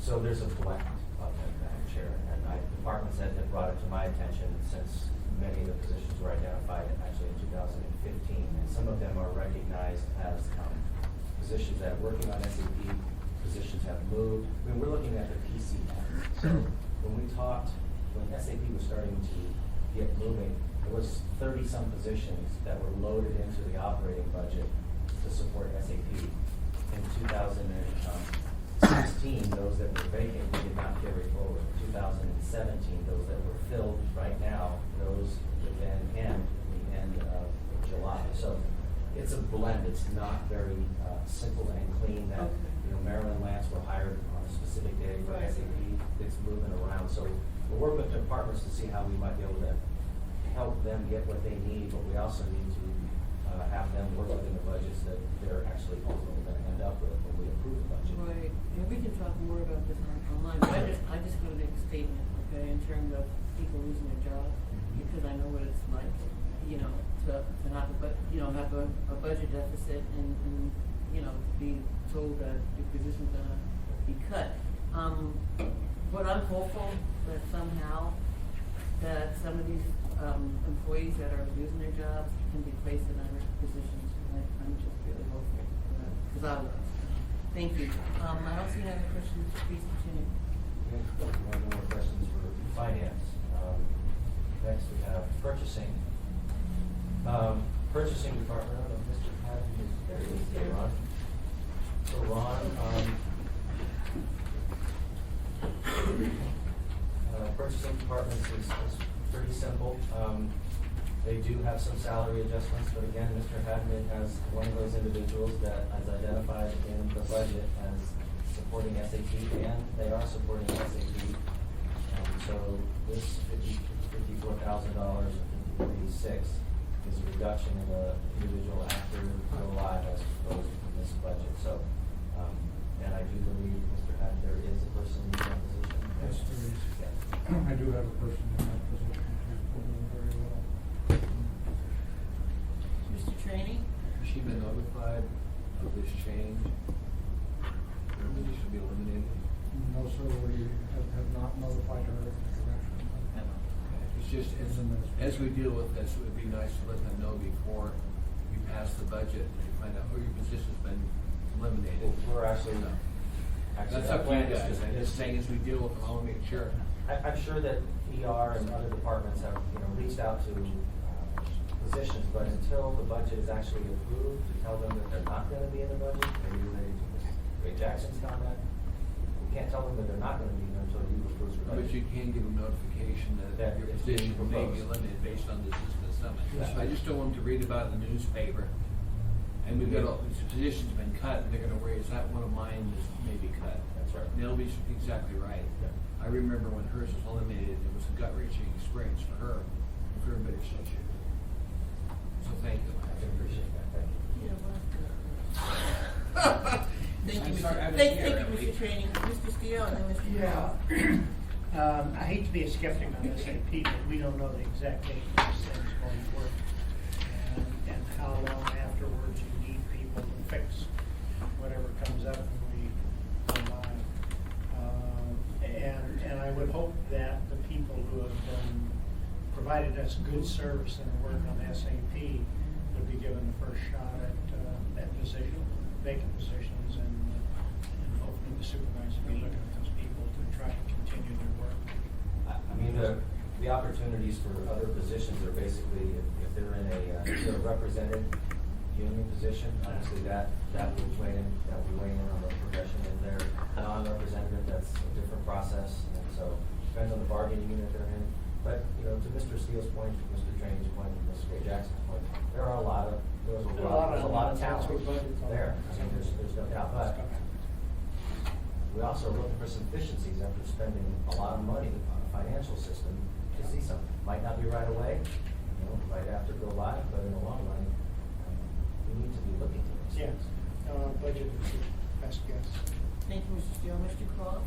So, carrying on what we were talking about before, so if everything goes as we expect on SAP, which would be great, but, right, we can't count, but just sort of in the prediction we can do now, it's gonna be about 700,000 of decrease in the next budget, and then another 700 in 18, right? Because we're budgeting for half a year, so the other half drops off, and then the half that we budgeted for in 17 will drop off in 18. So we've got kind of got 2 years of an artificial reduction,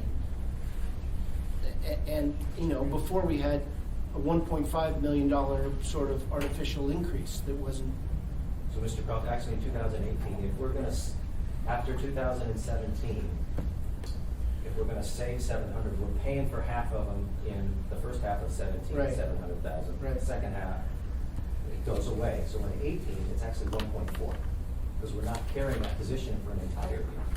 Similar to an academy, when you hire a police officer for half a year, it's 1.4, but when you go to the next year, it's 2.8, because they're there the entire year. The salaries. Does that make sense?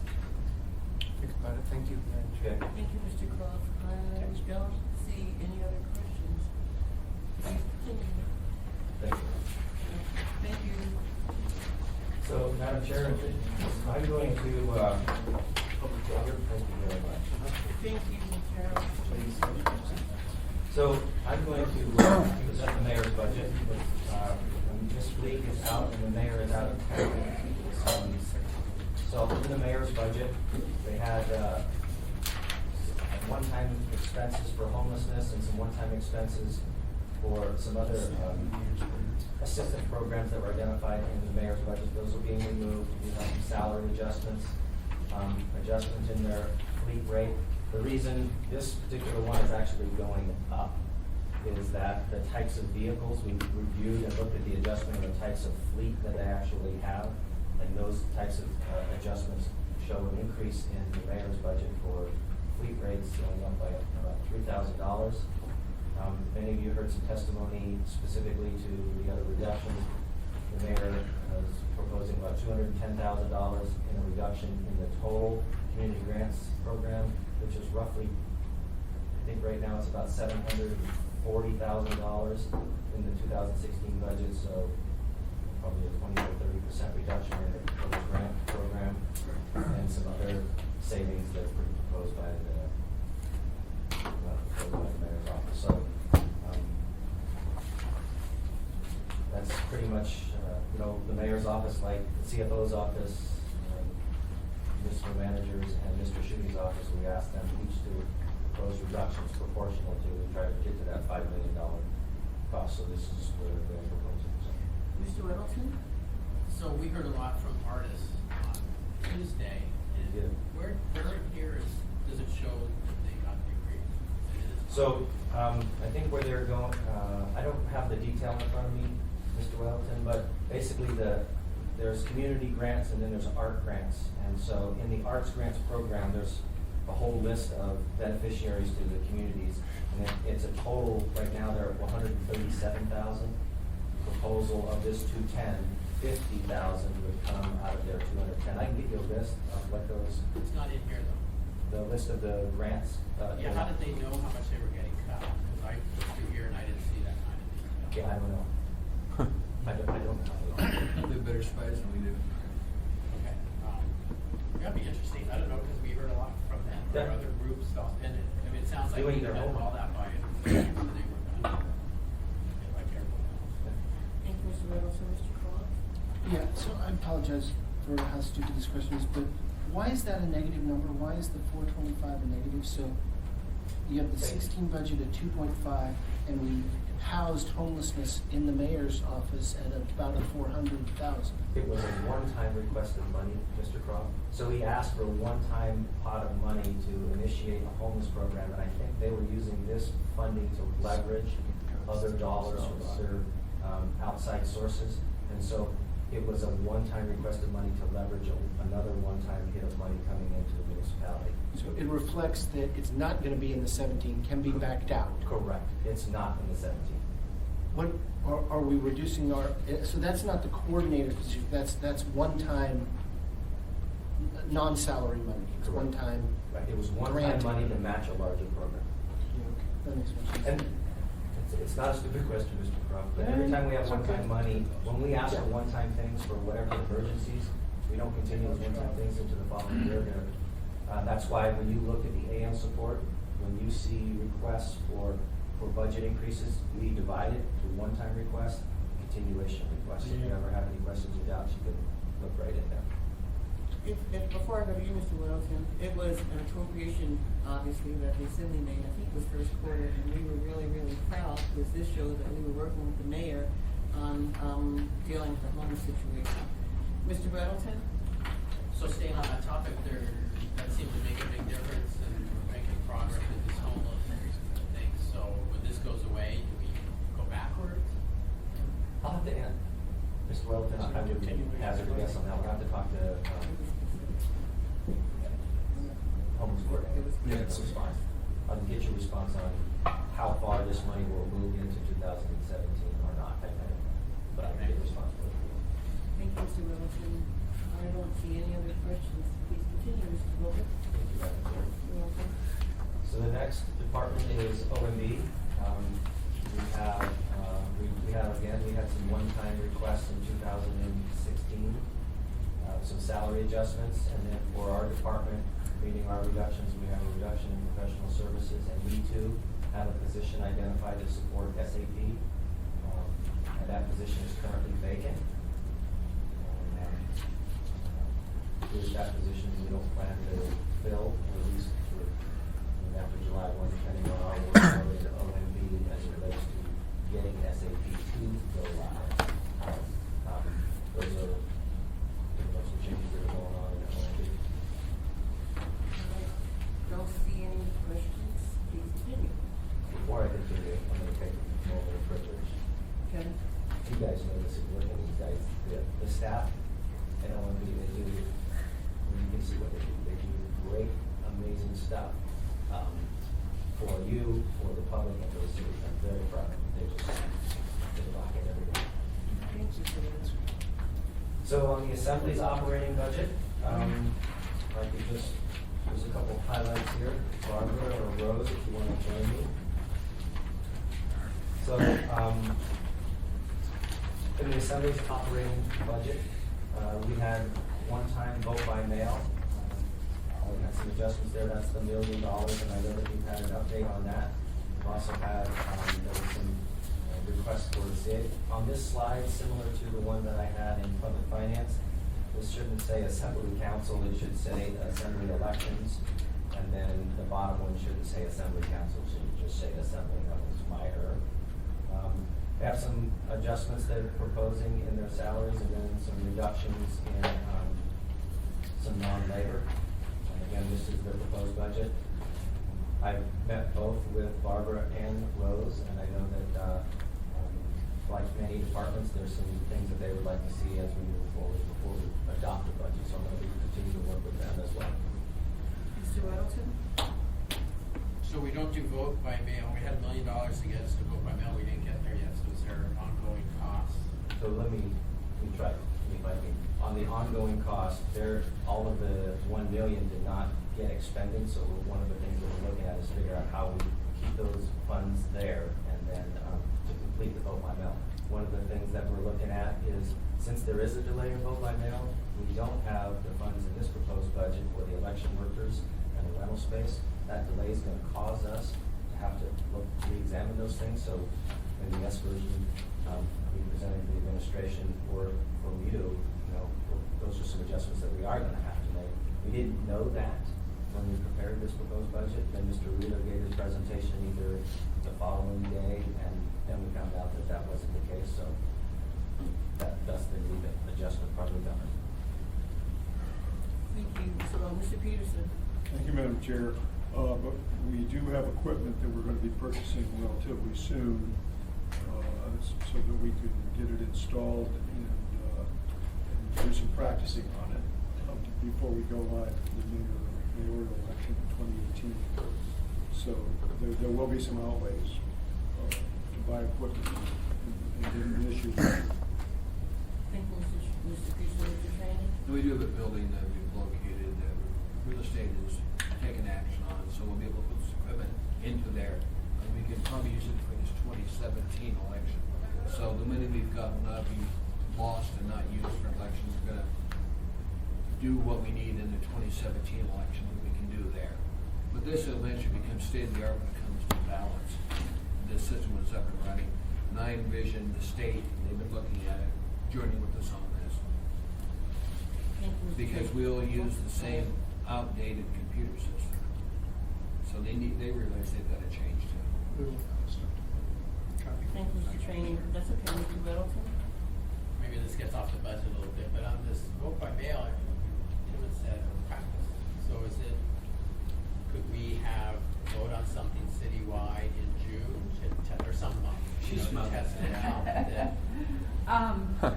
That is correct. The plan is that some of the equipment will be delivered in January, some of it will be delivered in May, and we would like to do vote by mail practice, rehearsal, sample, large sample.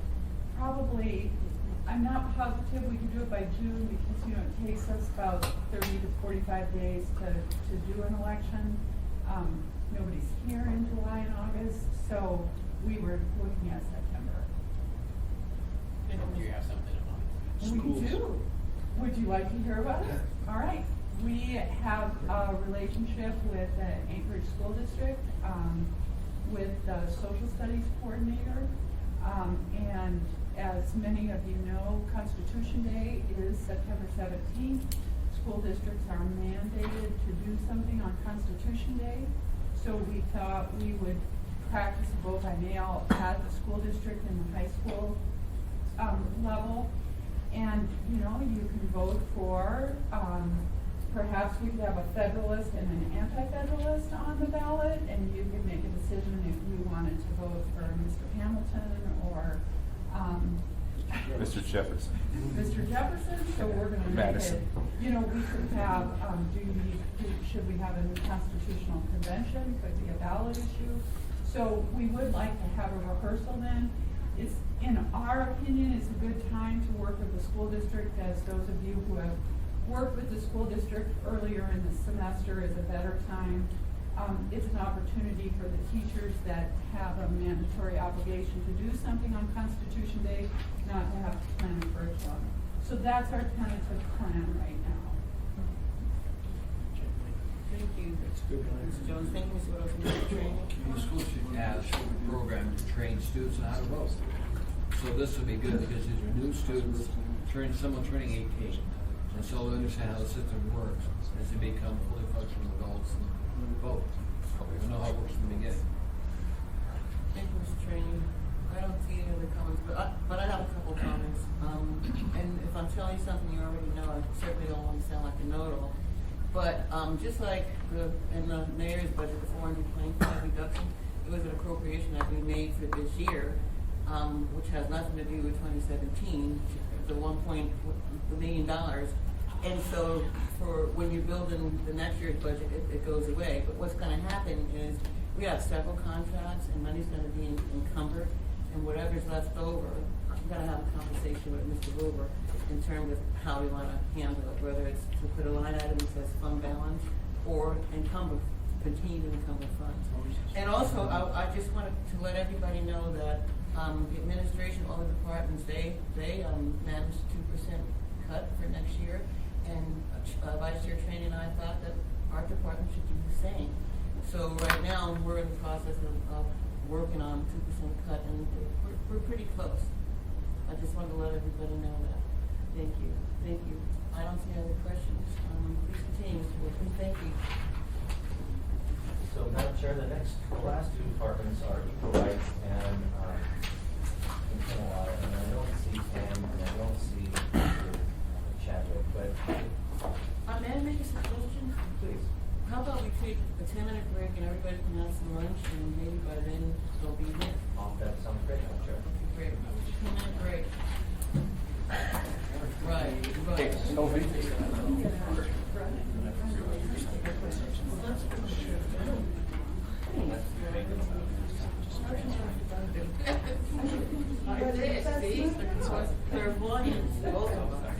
I meant to ask so I saw like 6 contracts. No, it's not. Oh, that's well, we extended it till January, but we need to decide if we want to continue. So we have to figure out. But right now in that budget, And there may be some. Yeah. That's that end, right? Yeah, we extended it to December of this year. But for 29 and 27. No. You know, I mean, the bottom line is this. There's no such thing. We're not to reach the first quarter. So if we need to do an appropriation resolution, we probably will, to extend this contract till July, then that's what we'll do. There's also some a lot of shifts. Yeah.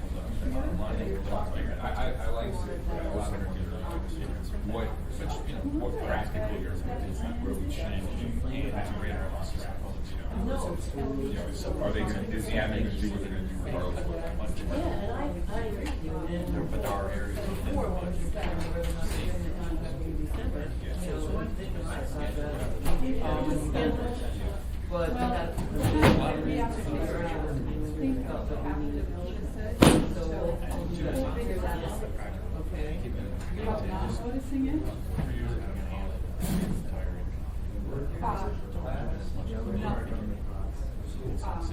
But I think, I think the public knows what a work session is. So I think if you're going to talk about it with other members, you've got to notice it. And we notice it as work sessions, so it's going to be a work session instead of a report on marijuana. Right.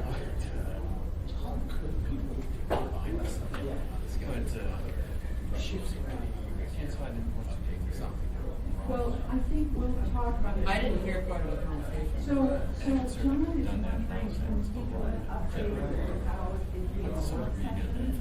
And my thing is, I don't know, I think I have to have a committee or a work session. The work session would be report from the CMPC. Right, and the work session is not an assembly meeting. I mean, an assembly meeting other than, you know, change, or committee meeting, that's just what we're all meeting. So does this mean When we started this process, we always thought that eventually before the council, the additional work session was your handle. You know what I mean? And I think that we're at that point now, and we're gonna do that, if you agree. They say things like, Okay, perfect. So I'm gonna mention it. I mean, you're gonna have that. you know, it's just, worst thing happens, you lose. It's sounds kind of like, nobody throws you in the cool off, nobody, you know. So far. So far. Yeah. It's a new thing. Yeah, we may, well, anyway, I'm sorry to see you go. Right. Separate. Do you want an update from Mr. Weddle on Friday? I don't really think it's necessary, because at the city meetings, when we're dealing with it, I always turn to you to, You're talking, we're gonna change it, right? Yeah, perfect. John, we've always planned on changing it. Know who I am? I think we're there. And I think that And the people that is trying to get in the business, why have them come on Thursday and then come here? Friday, so then the only other one would be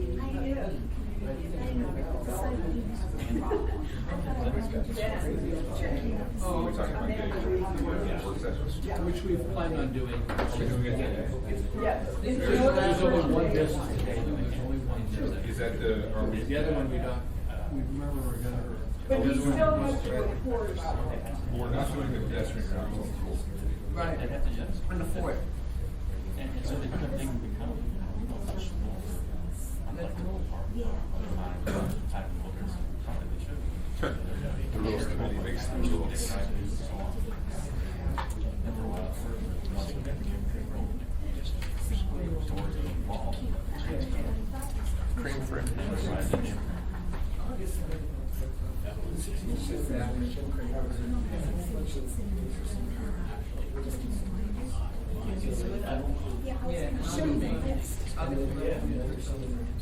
Good luck, we have a profile. It's like, exactly. I mean, next to that strategy. Yeah. Use it. Yeah, it could work. It did work. Reagan didn't. Yeah. Did you leave anything for me? This way you're doing it, it's gonna be. How do you pace yourself? For what? That's how I can eat so much, is it's a marathon. Quantity is not my, Paul Ryland, one not my speaker, Oh. Michael's, they have a majority as opposed to what they have now, because there's a Tea Party faction in there that is pretty much refusing to go on with anything. And so it's a caucus that's pretty hard to deal with. And so even though the majority, he wouldn't feel like the majority leader because he would have. and what happens if Action that he would have to deal with. Hey, Amy, are you still there? To get some things. Amy? Yep, I'm still here. All right, let me know if you have any questions. Yeah, I will, don't worry. I think everybody, or maybe they don't, vote on some of these things, just want that, the original direction, and see what the hell happens. It's about parties. It's the whole member, presumably, basically, it's how we interact. Now, what we put up to this day comes forward, a concern, or the There's an article online this morning about people were saying that it's time for revolution if everybody's revolution. Do you notice how that headline on the ADN and on the New York Times was directly underneath the Oregon militia guys get off, are acquitted? There's a linkage. I'm really interested to hear the jury interviews after that, like and what the prosecution did, what were the charges they were bringing, because it seems pretty clear, and is it jury nullification, which is really rare, or it used to be, but it is these days. That's what it seems like it is. They were supposed to be here. Yeah. So the jury do a nullification on that one? jury nullification is what used to happen in the South, where okay, yeah, I know what it is. you remember. Is that what they did in Oregon? We don't know. I don't know what the. It's never really announced jury nullification. Yeah, exactly. But there hasn't really been any. I haven't seen any like in-depth articles on what happened, on what the prosecution's case was, if there were holes in the case, what the jury said. Strange case in some ways, but in some ways also not very strange. Like they were on TV with guns occupying the building. It seems like they, it might have been the kind of charge the prosecution brought. That might be why it failed. You would have thought they would have found him guilty. Well, that's what I'm saying. Like it seems like they're so. There was a conspiracy charge, wasn't it? There was a bunch of charges, one of which was conspiracy, and one was like theft, and there was some other stuff in there too. And one of the guys did get convicted of one of the charges, I think, but almost everybody else got off on everything. But it was in that Oregon area. It was in Eastern Oregon where the jury was pulled. Right. So Yeah. So I think that was I would think that would be a hard thing to convict. You remember the Nome jury verdict? Do you remember Foster and Nome? Yeah, that's the other one. He was charged with having illegal machine guns. Once they kept the venue in Nome, there was no way they were going to get a conviction. You had these outside FBI guys and prosecutors, and it's just like. But that was part of the argument on Ted Stevens. Had he been brought to Alaska and charged here, we would never convict him. That's right. So He chose it to be DC for convenience to go down the court. That was a bad move. Yeah, the Nome jury verdict, there was one way in territorial case that was not guilty, but don't do it again, Joe. And go to the bottom. That's not good again, Joe. Because they were like, great. I'm not going to convict you of whatever the guy had done. And there was all kinds of legal wrangling then on, is that a conviction? If you say, not guilty, but don't do it again, right? Is it really even a... That's funny. Yeah. Oh yeah, I talked to Attorney Gilmore, and he's like, yeah, much more. He's a great attorney, but he's like, once we had the venue, no, we felt pretty sorry about it. Your peers. My town. Yeah, maybe he had some technology, but also yeah, right, and never was a danger with it. I miss it. With some of the fishing. Oh, you're talking about Neil Foster's dad? Yeah, Richard. I served with him. I didn't know Richard. I know Neil, obviously. Yeah, Richard, was a machine gun nut like Dick here. He had a bunch of guns. Some had the right certifications and things. He had a lot of old. I went into my best friend's dad's house. I was out in Cordova. We were just hanging out for my other friend's wedding. And we're just hanging out at his little house in Grove, and he's like, all right, I'm going to take you somewhere. And he takes me to this back room. It used to be my friend's bedroom. And it's just like an arsenal, And he's like, don't take any pictures of this. Don't post any pictures of this, It's so funny. Imagine that happening. I was like, okay, buddy. His name is... but yeah, it's just funny. It's Cordova, man. Like, even my parents own 3 guns. Most people own 20 or 30. Kids move out, you redesign the room. Yeah.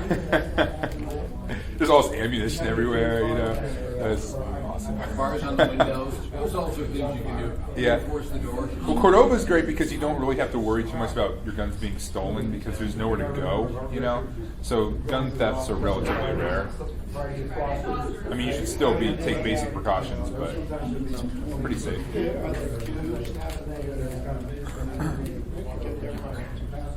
Foster and I had a bunch of the same type of weapons, 20 millimeter cannons.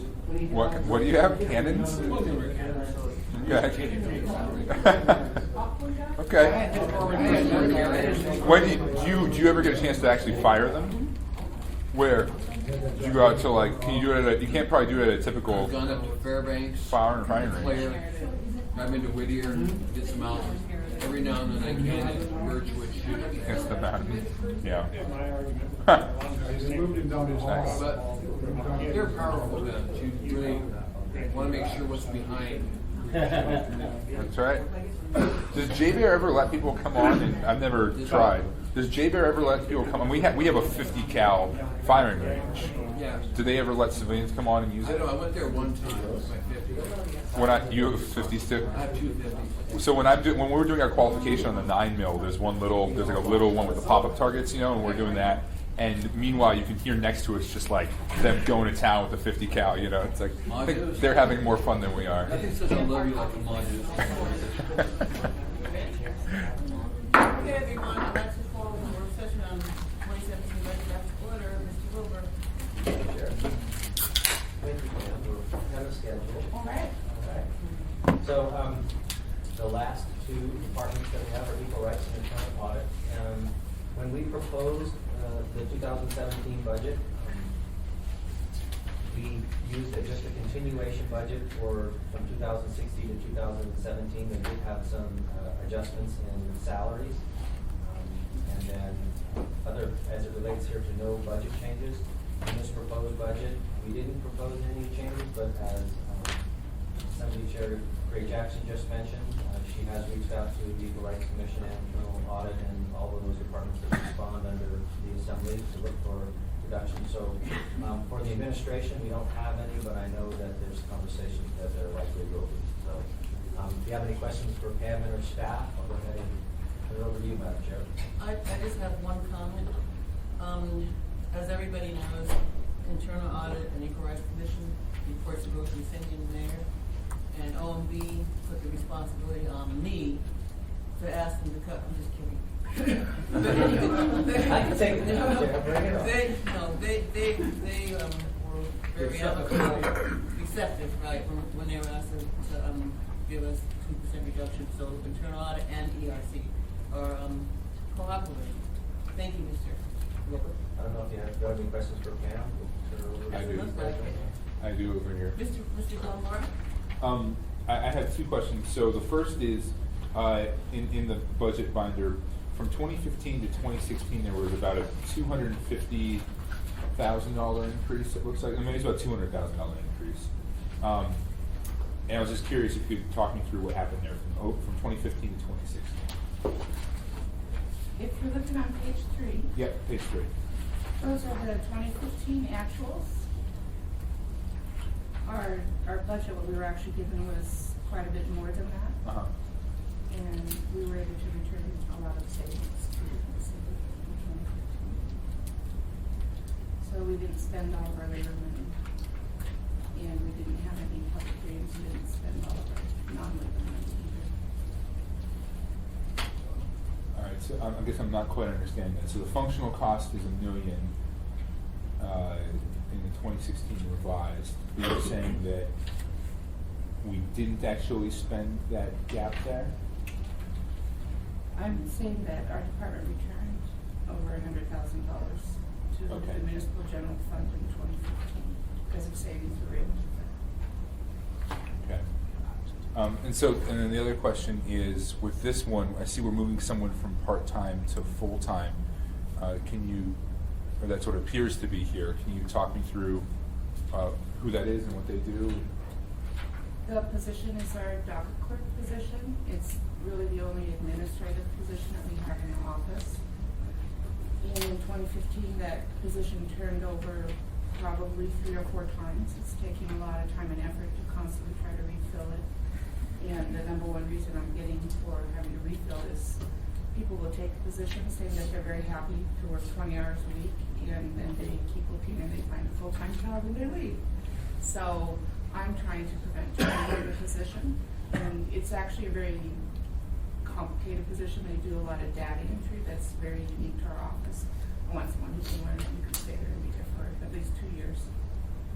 So I need to fill it full-time to have someone stay in the position. Okay. Thank you, Mr. Jones. Thank you.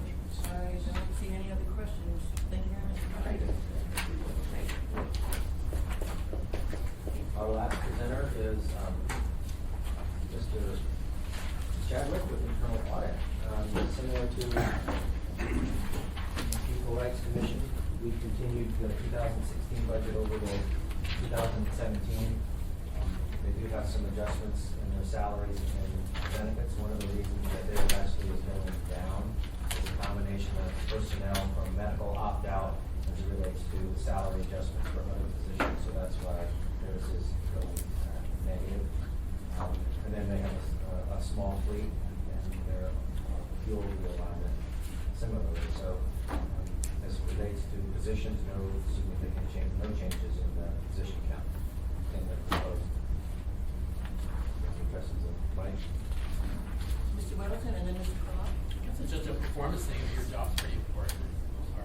Are you able to do the audits that you feel are necessary to keep everything audited properly? Mr. Middleton, the chair, do the best we can. As the world becomes more and more IT centered, it certainly would be nice to be able to get further training or expertise in some of the IT management. The IT auditing area is a niche that's growing rapidly. And quite frankly, our office just doesn't have the expertise to do that type of auditing unless we receive the training to do that, or we were to hire someone to do that. So I think that's one area that certainly can be looked at. SAP is not going to make auditing easier. What was that? SAP is not going to make auditing easier. Well, we can audit portions of SAP, certainly, but there's other parts of SAP that we wouldn't have the expertise on. No, but will SAP make your audit processes Oh, easier outside of the department? You know, I'm not familiar enough with SAP to know what it does. That's not encouraging. I just don't know right now. What? I know that SAP is very, very data intensive and it collects enormous amounts of data. So I think our trick would be to be able to know how to access the data that it does have. With whatever query or available, whatever we can develop. I hear that it might make our life easier, but I'm not sure if it will. So far it hasn't. Thank you, Mr. Middleton. Mr. Crowe. So is the school district about 100,000 you guys budget or more? Do they contribute that enough? Mr. Cox, to the chair, the school district will contribute about $115,000 for the position that they fund fully for our office. And that's one full-time position? That is one full-time position, yes. And you house it and then they do school district audits? We actually, the person is actually stationed over at the school district. We provide the support and administrative functions and oversight and management for that position, but it's fully funded by the school district. And she sits over at the school district. She comes into our office once a week to fill out the time card, and maybe occasionally, some other times, but generally I go out there to do whatever I need to do out there with her. And then the other 600,000 is charges to departments. That is, do you charge when you do an audit that to the department? Those are just intergovernmental charges. We do not charge per department. Okay, so that 600,000 that is our own audit, we just fund ourselves rather than trying to allocate it to the audited departments. Is that right? Can I just see? Through the chair, it is, so this kind of relates to what I believe Mr. Dunbar may have been going to the point of previously, where the allocation process that we have is meant to allocate the cost of central services to the funds / the taxpayers that benefit from those services. And so internal audit is considered the central service function, and so all of their costs are allocated out to all departments / funds that represent the use that they receive. But it's done sort of generally, not I did 3 parks audits this year, so I'm doing more to parks. It's just done on a formulaic basis. Through the chair, at this time it is based on what we call a labor allocator. The recipient department's labor budget over all the labor budget in the city at this time. Okay. Thank you, Mr. Crowe. Before I go to Mr. Peterson and training Mr. Steele, I just want to make one comment in terms of IGCs. And again, if you already know this, I don't want to sound like a know-it-all, but anyway, not just the audit department, but every single department pays IGCs for services that's provided. For example, the print shop, they don't just do things for us for free. It's through the IGC process. Purchasing, they don't just do things for us for free. It's through the intergovernmental charge process, which is not part of the direct cost. It's part of the entire calculation, even the Department of Law, you know.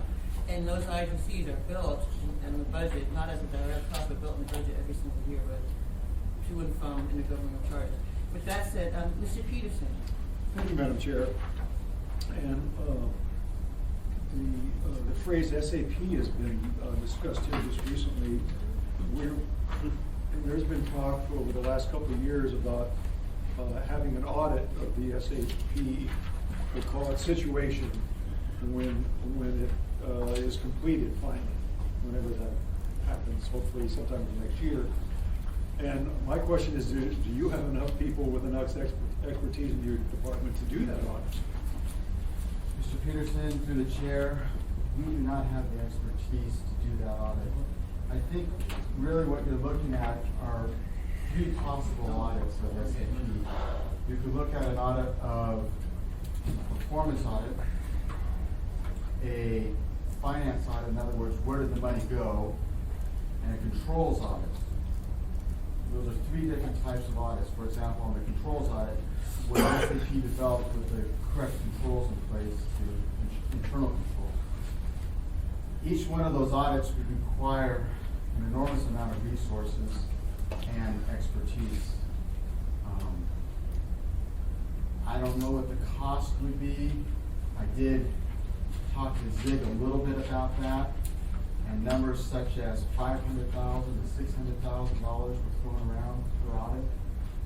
I don't know if that's right. I haven't done anything, but that's just kind of off the top of Zig's head when we were talking about those audits. And those are probably the three main audits that could be done if they were needed to. But we wouldn't have the expertise or the manpower to do a lot of those types of those audits. And if I could follow up just a minute, so if you could just do one of them, would it be the financial one? Would that one you might be more able to do with the people that you already have? Or? Well, the financial one, Mr. Peterson, through the chair, it would take an enormous amount of resources because you're going back to 2011 and you're looking at time cards where the costs were allocated properly, were they capitalized properly. It's doable, but it would take an enormous amount of resources. We would probably have to delay everything that we do and focus just entirely on that one thing for, I don't know, half a year. Take a long time because that's a lot of data to go through and a lot of costs where you have to kind of dig them up and find out where those costs occur. All right, thank you. Thank you, Mr. Peterson. Mr. Training? Mike, as you're learning to work with SAP, would you figure out where you can get training at in your department? We'll have first quarter coming up sooner than we know. Okay. I'd like to know what kind of training you need to utilize the assets that SAP gives us to improve what you guys do. Sure, thank you. It's a lot, it's data intensive, as you know. You get training on how SAP works, so you know what to audit, how to use it. Thank you, that's an excellent suggestion. I'll work on that. Because I'm going to be asking you to come to the Credit Budget Commission. You ready? I'll do it. Thank you. Thank you, Mr. Training. Mr. Steele? Yeah, I hope there's training across the board in terms of the use of it. I'm sure there will be. But going back over SAP would be a nightmare, and I'm not sure that it would produce what you expect to produce because we've had so many changes, different approaches, different deliverables, different all kinds of things over the period of time. It'd be nice to know who's blamed for everything, but I'm not sure that it's productive because in the end, that's all you get is the ability to blame someone. Anyway, thank you. Mr. Steele. I don't see any other questions. So thank you very much. Thank you.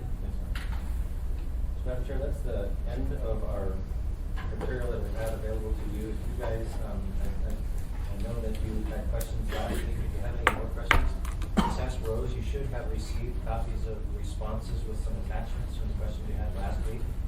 And then if you continue to have questions, please filter them to Rose or Barbara. We'll get to you. We'll have those for you next week, as much as we can, depending on the amount of information that we'll need to get.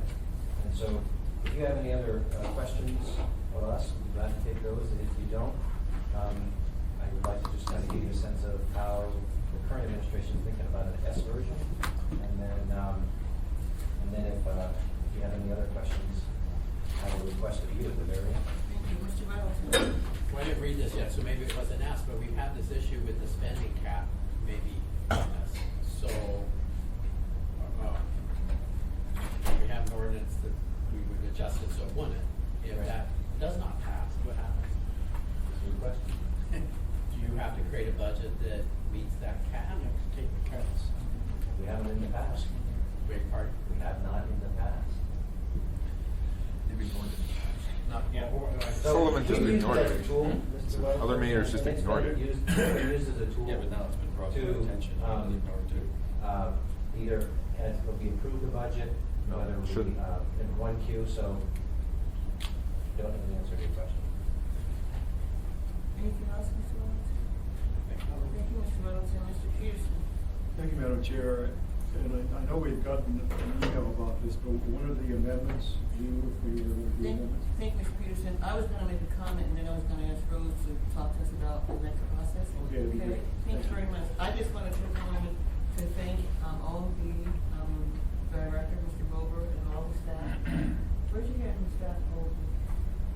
Thank you very much for presenting the May 2017 budget. You did a fine job and getting us through it all sooner than we anticipated. We really appreciate that. And at this point, I'd like to ask Rose to tell us what the next process is in terms of budget amendments. So we have your work session scheduled for the 10th of November. It's a Thursday because that Friday is a holiday. And I've asked that amendments be submitted to me by the end of the day on Monday the 7th. Your final public hearing will be the Tuesday before that, so have about a week. If there's any amendments you need drafted, please let me know. I'm happy to help with that. So amendments please by 5 o'clock Monday the 7th of November. Mr. Middleton? So since we're generally at the tax cap, if we say, hey, I'd like to see money spent here, do we also have to say, so take it away from here? What's the process there? So the administration's indicated there's some fund balance available for appropriation. So that's an option. You can always offset if there's a reduction that you have found elsewhere in the budget. That's much easier. Think so? Anything else, Mr. Middleton? Thank you, Mr. Middleton. Mr. Croft? Well, just using our terms precisely, the tax cap is just that. It limits what we can collect. How we spend what we got is outside of it. And so I think it's much more your first point, right? The spending limit that we've got that has been there and been ignored, we've got to figure out what that means, what we want it to mean, what it,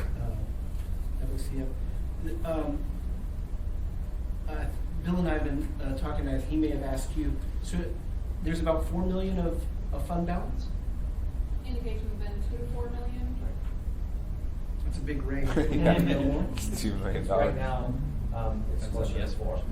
It's closer to 4. Closer to 4.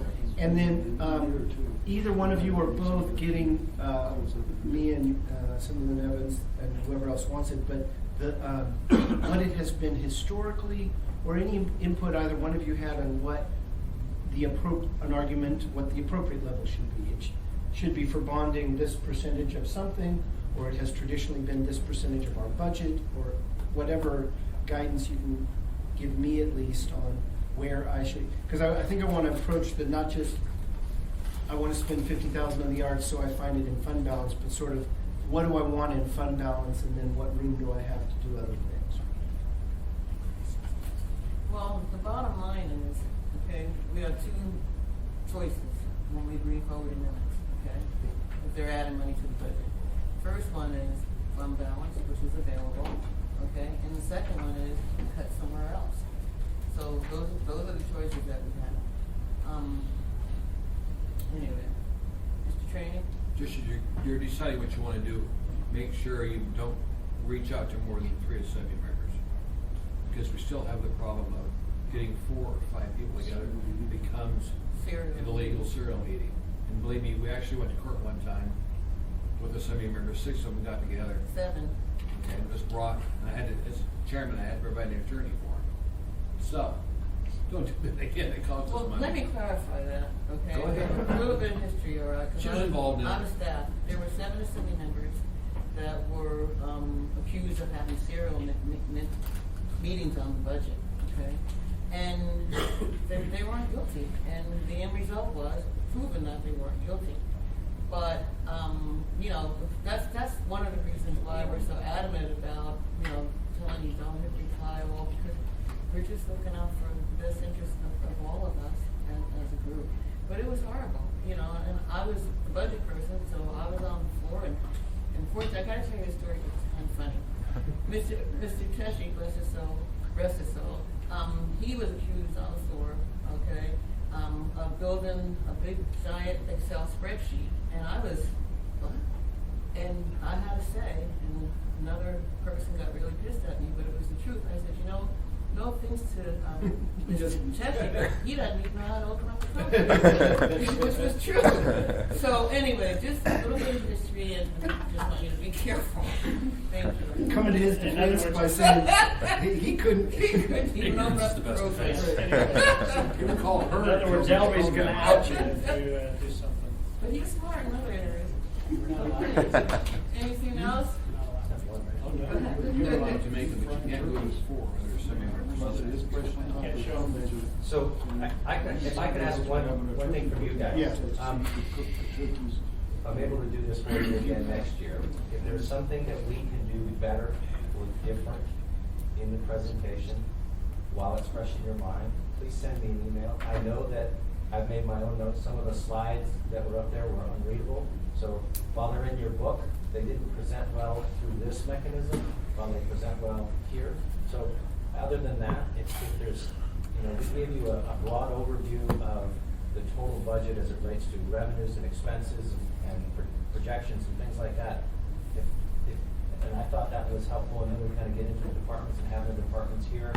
I mean, it's gone pretty smooth, and that's a lot of credit to either you guys are doing your homework or pretty clear straight up front.